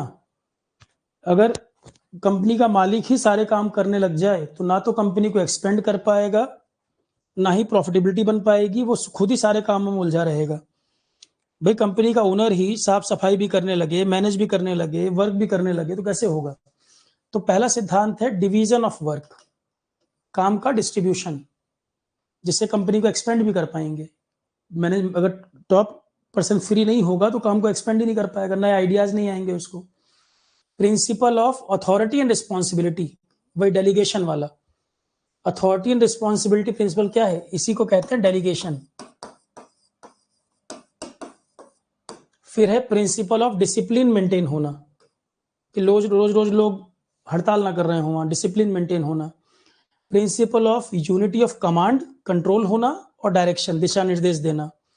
Principal of subordination of individual interest to organisation interest. Principle of centralisation, कि top level पे planning हो रही है और वहीं से सब कुछ कंट्रोल हो रहा है और नीचे तक जाए। सेंट्रलाइजेशन का मतलब क्या, कि पावर ऐसे अलग अलग बांटी नहीं है, टॉप लेवल से ही सब कुछ कंट्रोल हो रहा है, सब कुछ अल्टीमेटली टॉप लेवल से बंधा हुआ है।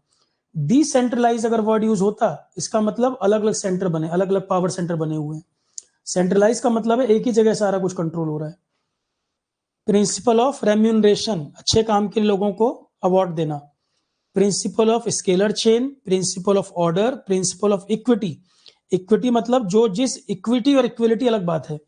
इक्विटी का मतलब है जो जिस लेवल पर है उस हिसाब से उसको चीजें मिले, उस हिसाब से डील करें। इक्वलिटी का मतलब होता है कोई किसी भी लेवल पे हो, सबको बराबर। तो इक्विटी का मतलब है जो जिस स्थान पे है, इक्विटी शब्द कभी भी आए, as per the contribution as per your role, जिसका जितना कॉन्ट्रीब्यूशन, जिसका जितना रोल, उसके हिसाब से उसको डील करना। इक्विटी का मतलब इक्वलिटी नहीं होता, हर लेवल पे जो जिस स्तर पे कंट्रीब्यूट कर रहा है, जिस स्तर पे जिसका जो रोल है, उसके अकॉर्डिंग उसको डील करना। इक्विटी अलग बात है, इक्वलिटी अलग बात है। Principle of stability of tenure, कि लोगों को जॉब सिक्योरिटी रहेगी तभी वो टिकेंगे, नहीं तो मन से काम नहीं कर पाएंगे। प्रिंसिपल ऑफ इनिशिएटिव, और एक लास्ट है टीम वर्क होना। लास्ट है टीम वर्क होना। तो ये तो फ्रेंच भाषा में एस्प्रिट डी कॉर्प्स लिखा है, इसका मतलब होता है टीम वर्क।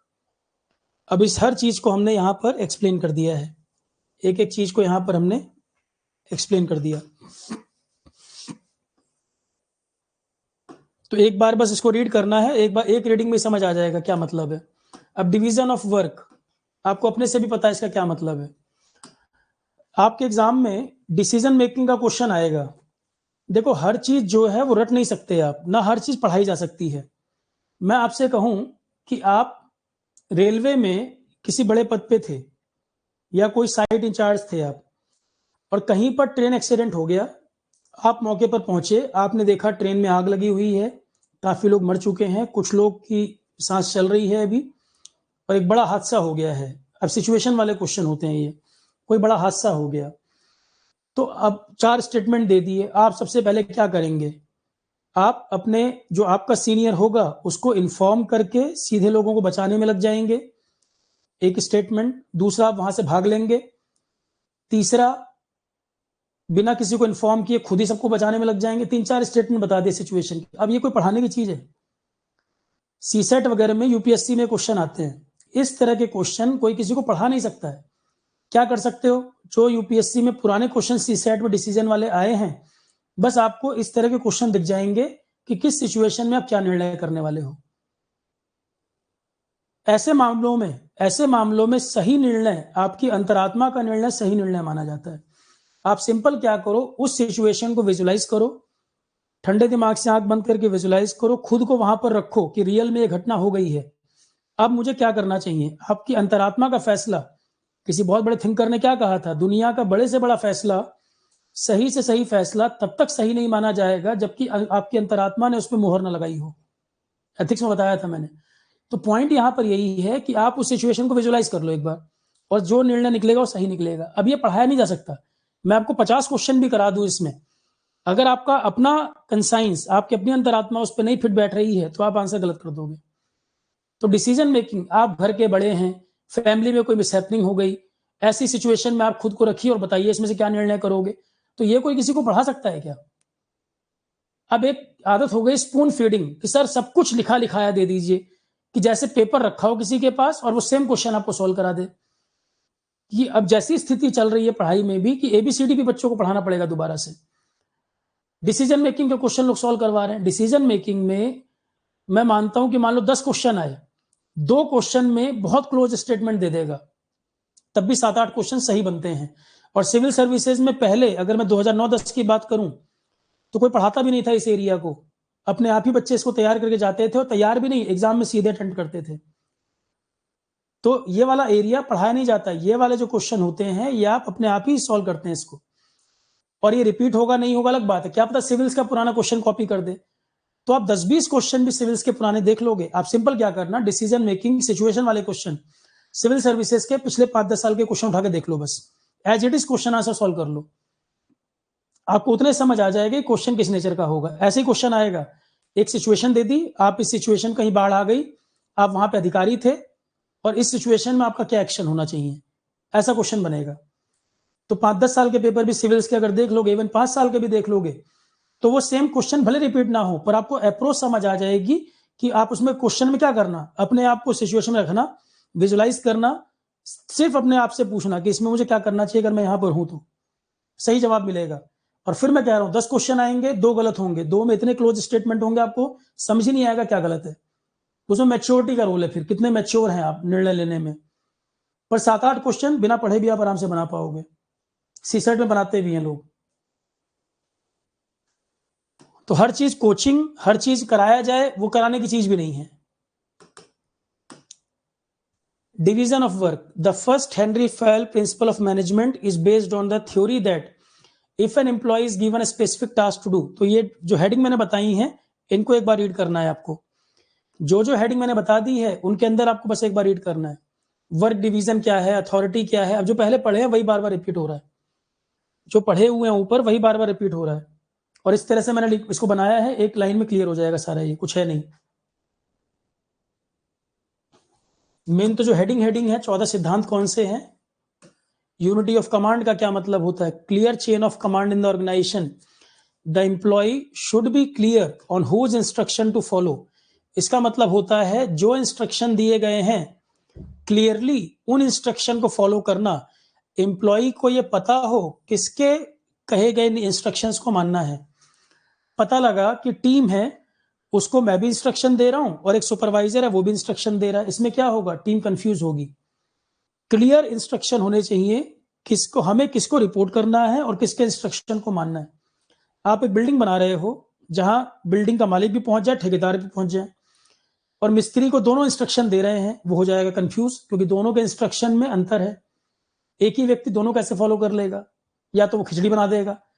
तो यूनिटी ऑफ कमांड का मतलब होता है किसके इंस्ट्रक्शन हमें मानने हैं, बिल्कुल क्लियर कट, इसमें यह तय होना, कोई कंफ्यूजन ना हो, जिससे क्लैरिटी हो बिल्कुल कि अब किसी काम में 2 या 2 से ज्यादा मैनेजर अपॉइंट हो गए और दोनों अलग अलग इंस्ट्रक्शन दे रहे हैं तो टीम काम ही नहीं कर पाएगी। और सब में मैंने एग्जाम्पल भी दिए हुए हैं, रीडिंग जब करोगे सब में एग्जाम्पल भी दे दिए हैं कि इसका क्या मतलब है। क्योंकि मान लो क्वेश्चन आ जाए, यही क्वेश्चन पूछ दे कि इस शब्द का क्या मतलब है, चारों में से बताइए, एग्जाम्पल से भी आप समझ जाएंगे। सब में एग्जाम्पल दे रखे हैं, किस प्रिंसिपल का क्या कंसेप्ट है।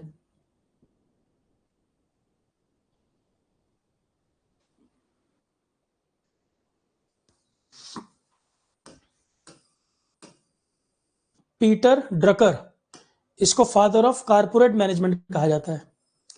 एक और नाम ध्यान रखो, हेनरी फॉयल है father of management, general management, और पीटर ड्रकर है फादर ऑफ कारपोरेट मैनेजमेंट। दोनों में से ध्यान रखिए किसका नाम पूछ रहा है। Father of management Henry foil, father of corporate management Peter Drucker.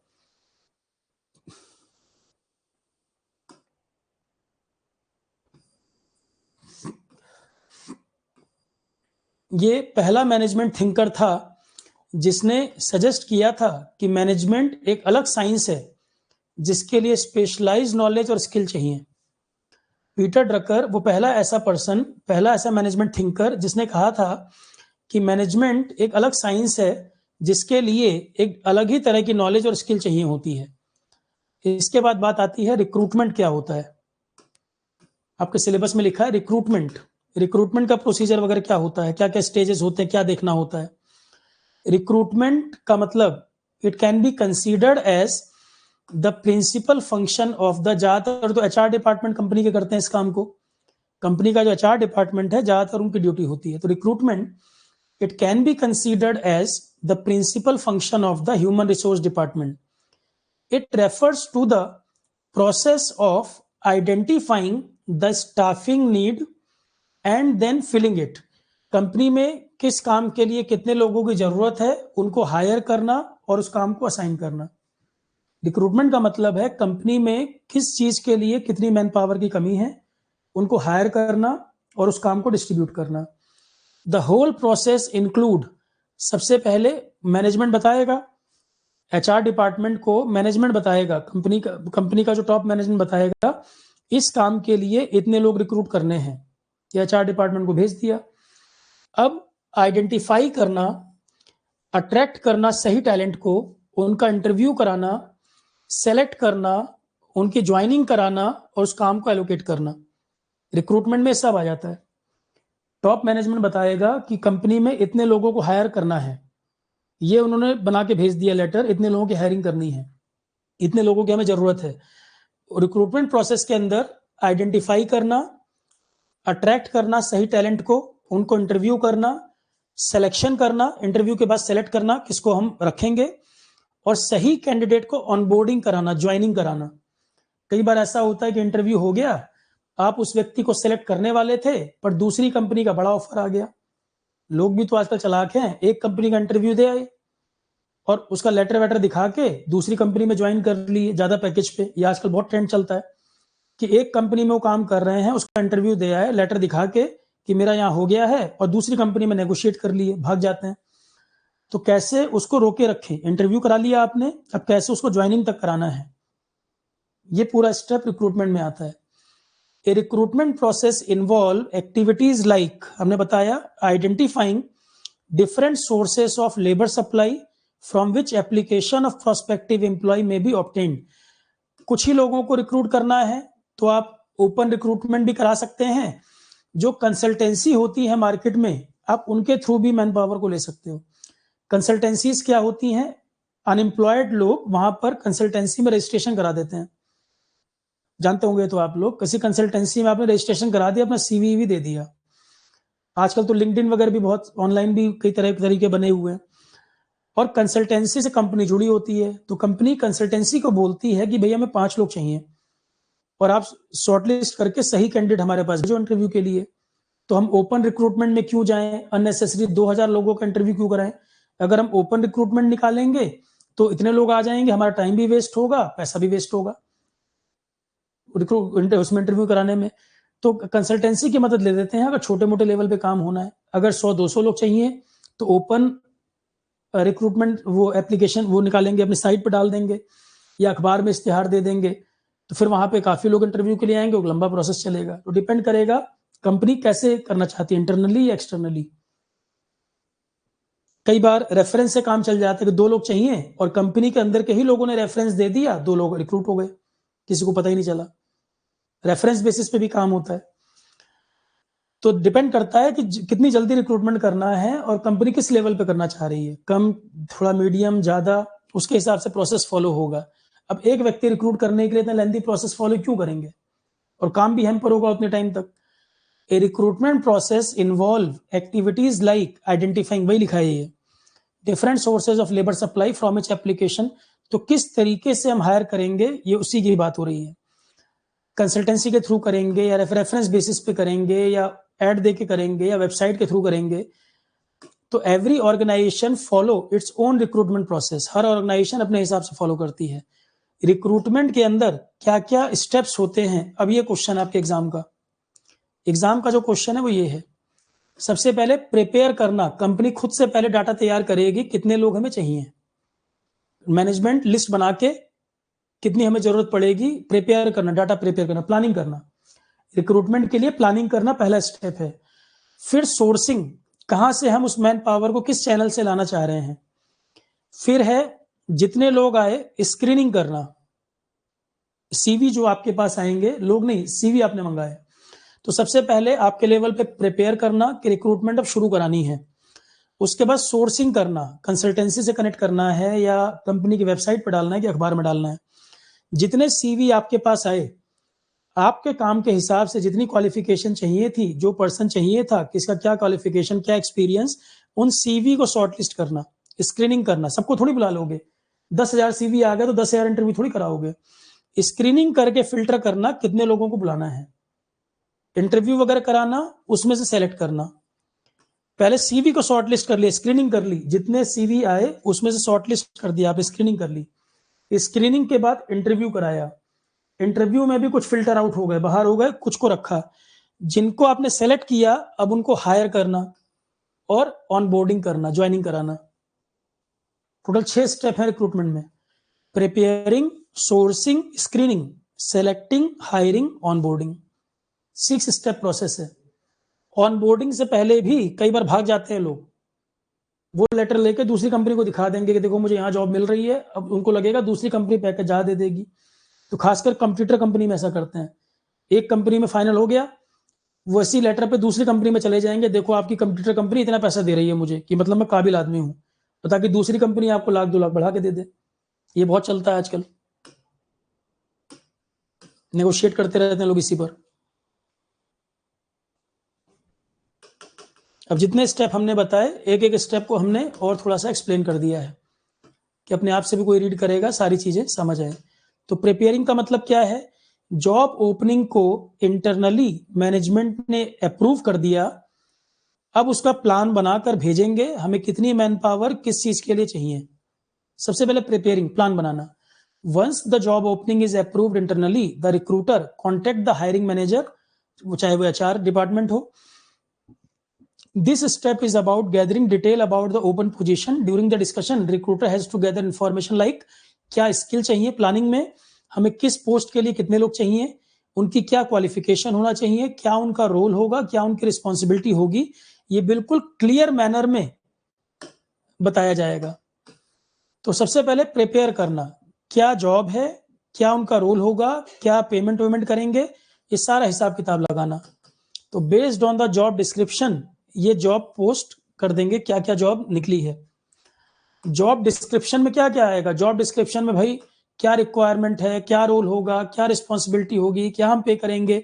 तो जॉब डिस्क्रिप्शन के बेसिस पे एक वो पूरा डाटा बना देंगे।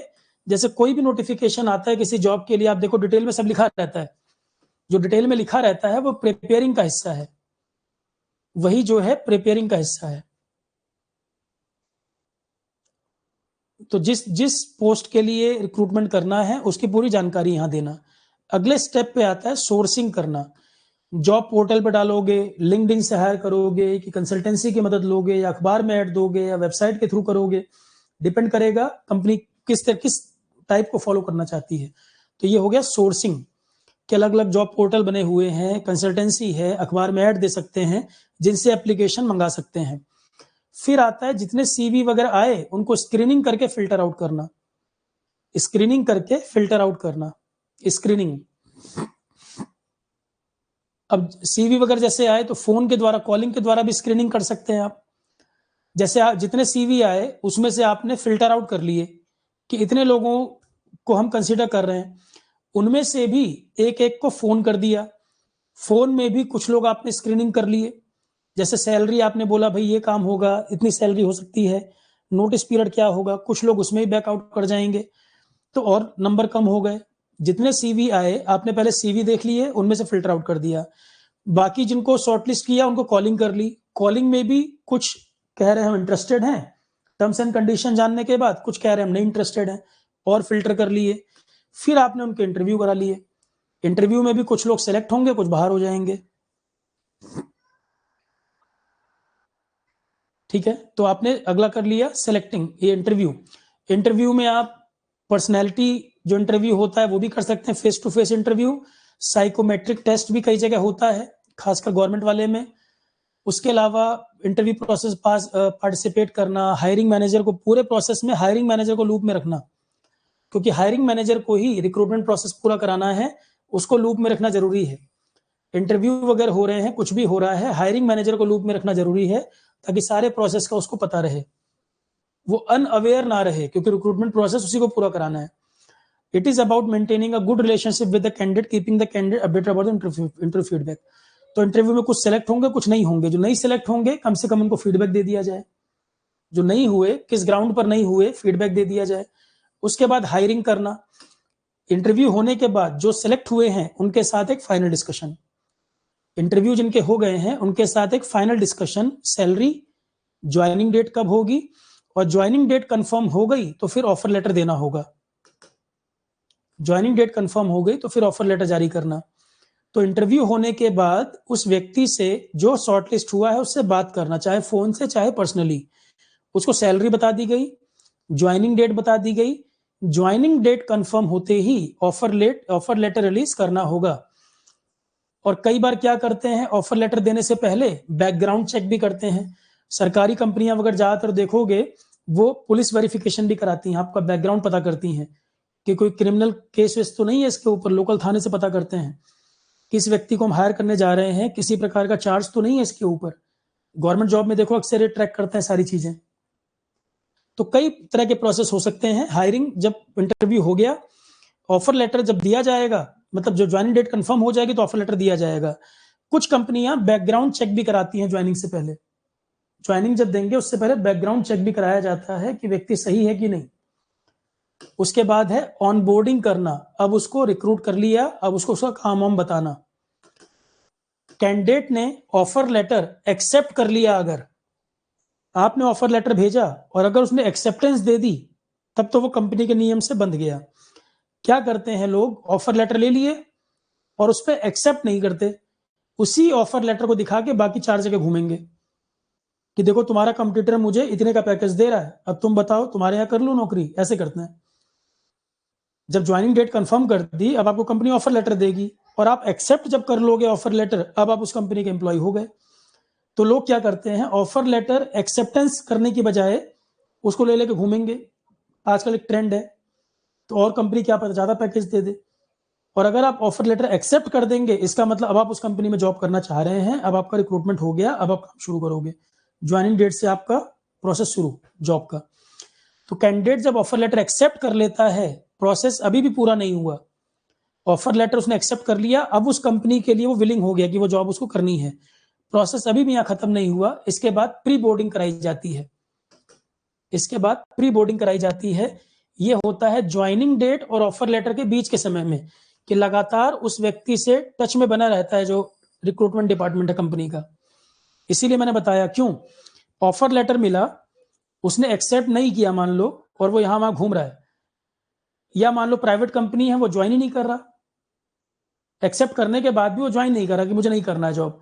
तो जब उसको ऑफर लेटर दिया गया है और जब वो ज्वाइनिंग होगी, उसके बीच में भी मान लो महीने भर का गैप है, उस महीने भर में भी लगातार उससे कांटेक्ट बनाए रखते हैं, जिससे पता चल जाए कि कहीं और डेविएट तो नहीं हो रहा है। ये कंपनी भी तो चालाक है, कंपनी भी तो तेज है कि यहाँ वहां ये भागेगा। तो इतने गैप में जब तक इसकी ज्वाइनिंग नहीं हो जा रही, उसके बीच में भी लगातार एक कम्युनिकेशन इससे मेंटेन रखो, यहाँ वहां भागे नहीं। तो यही कह रहे हैं प्री बोर्डिंग। तो जब तक वो बोर्डिंग नहीं हो रही है, ऑन बोर्ड नहीं हो जा रहा है, प्री बोर्डिंग का जो समय है, प्री बोर्डिंग का समय है जब उसने ऑफर लेटर एक्सेप्ट किया है और ज्वाइनिंग डेट जब है, उसके बीच का समय लगातार उससे कम्युनिकेट करते रहना, लगातार उससे कम्युनिकेट करते रहना कि वो ज्वाइन करेगा या नहीं, यहां वहां वो भागे नहीं, भटके नहीं। रिक्रूटमेंट टेक्निक्स, रिक्रूटमेंट मैंने बताया कई तरह से करते हैं। इंटरनल रेफरल बेसिस पे, कंपनी के इंटरनल एम्प्लॉय ने बोल दिया भाई 2-4 सीटें हैं, इनको रख लो। एक होता है retained recruitment. Retained recruitment you can reach third party consultancy के माध्यम से to fill the open position, but you have to pay a fee for the recruitment work and even some additional pay once the position is close by them. तो एक हो गया internal recruitment, company के internally ही कोई व्यक्ति मान लो अपना रोल स्विच करना चाहता है, ऐसा भी तो हो सकता है कंपनी के अंदर ही कोई व्यक्ति इंटरेस्टेड हो, जो जॉब आई है उसमें कंपनी का एग्जिस्टिंग एम्प्लॉय कोई है और जो उस नई जॉब में इंटरेस्टेड है, तो इंटरनल रिक्रूटमेंट में उसको भी कंसीडर कर सकते हैं। या रेफरल बेसिस पे कंपनी के एग्जिस्टिंग एम्प्लॉय ने सजेस्ट कर दिया किसी को, उसको रख सकते हैं। रिटेन्ड रिक्रूटमेंट का मतलब है कंसल्टेंसी के थ्रू, कंसल्टेंसी को कुछ पैसा दे देते हैं, कंसल्टेंसी आपके यहाँ भेज देगा पर्सन को। एक होता है contingency. Contingency you can reach third party किसी कंसल्टेंसी वगैरह के द्वारा रिक्रूटमेंट कर सकते हैं, पर आपको पे तब करना होगा जब वो एम्प्लॉय हायर हो जाएगा। सेकंड और थर्ड में क्या अंतर है, रिटेन्ड वाले में और कंटिंजेंसी में क्या अंतर है कि एक तो जो प्रोसेस कंसल्टेंसी चलाएगी उसके लिए पे करना है, और एम्प्लॉय जब फाइनली हायर हो जाएगा कुछ एडिशनल पे भी करना पड़ सकता है। कंटिंजेंसी में ऐसा नहीं होता, कंटिंजेंसी में केवल तब पे करना है कंसल्टेंसी को जब हायरिंग हो जाए, बीच में कुछ पे नहीं करना, प्रोसेस के लिए पे नहीं करना। तो रिटेन्ड और कंटिंजेंसी में क्या अंतर है, थर्ड पार्टी कंसल्टेंसी को आप पे कर रहे हैं रिक्रूटमेंट कराने के लिए, और जब रिक्रूटमेंट हो जाए एडिशनल पे भी करना पड़ सकता है। कंटिंजेंसी में सिर्फ पे करना है जब हायरिंग हो जाए एम्प्लॉय की, बीच में नहीं। उसके बाद जॉब मेला वगैरह लगते हैं, कैरियर फेयर लगते हैं, जॉब मेला लगते हैं, उनसे भी रिक्रूटमेंट होते हैं, कैंपस रिक्रूटमेंट किए जाते हैं, सोशल मीडिया लिंक्डइन वगैरह के थ्रू भी रिक्रूटमेंट करते हैं, अप्रोच करते हैं। लिंक्डइन है, फेसबुक है, ट्विटर है, इसके द्वारा भी कई बार ओपनिंग आ जाती है, इससे भी रिक्रूटमेंट कर सकते हैं। क्लियर हो गई पूरी बात। और ये वाली पीडीएफ तो मैंने आपको दे ही दी थी, पीडीएफ 2 भी आपको शेयर कर दी है मैंने कल। पीडीएफ 2 में store management, financial management, job description, job analysis, ये वाले जो टॉपिक हैं वो पीडीएफ 2 में कल दे दिए हैं। पीडीएफ 1 आपको दे दी थी, पीडीएफ 2 भी कल मैंने दे दी है। और यूट्यूब पे जो वीडियो है लेक्चर 1 वाला, उसके डिस्क्रिप्शन में भी डाल दिया है दोनों पीडीएफ। तो सीएसआईआर में जो ये टॉपिक आने थे, 2 पीडीएफ मैंने कवर कर दिए हैं पूरे, पीडीएफ 1 पीडीएफ 2 मिलाकर। पीडीएफ 2 भी कल अपलोड कर दिया है टेलीग्राम पे भी, यूट्यूब में लेक्चर 1 के डिस्क्रिप्शन में भी, और आरोहन के सभी फोल्डर में। ठीक है, चलो आज इतना ही रखते हैं। इवनिंग में क्लास होगी, एक बार चेक कर लेना, 7 PM। कल वो पावर का इशू था इसलिए नहीं हो पाई थी, आज 7 PM पे भी क्लास होगी। तो 2-3 दिन अभी क्लास और करेंगे, मैं कोशिश कर रहा हूँ जितना मैंने पीडीएफ में लिखा है सारा समझा दूं। एक बार रीड कर सकते हैं, पर एक बार मैं पूरा आपको एक्सप्लेन करूंगा यहाँ पर। तो कुछ और भी क्लासेस प्लान करेंगे अभी इसकी, आज शाम को तो खत्म नहीं होगा, कम से कम 2 क्लास, आज के बाद 2 क्लास और लगेगी, 30 से पहले हो जाएगा। ठीक है, चलो इतना ही रखते हैं। अब इवनिंग में हमारा टॉपिक होगा करियर एडवांसमेंट, एक टॉपिक है आपका, करियर एडवांसमेंट का क्या मतलब है। ठीक है class, thank you all of you.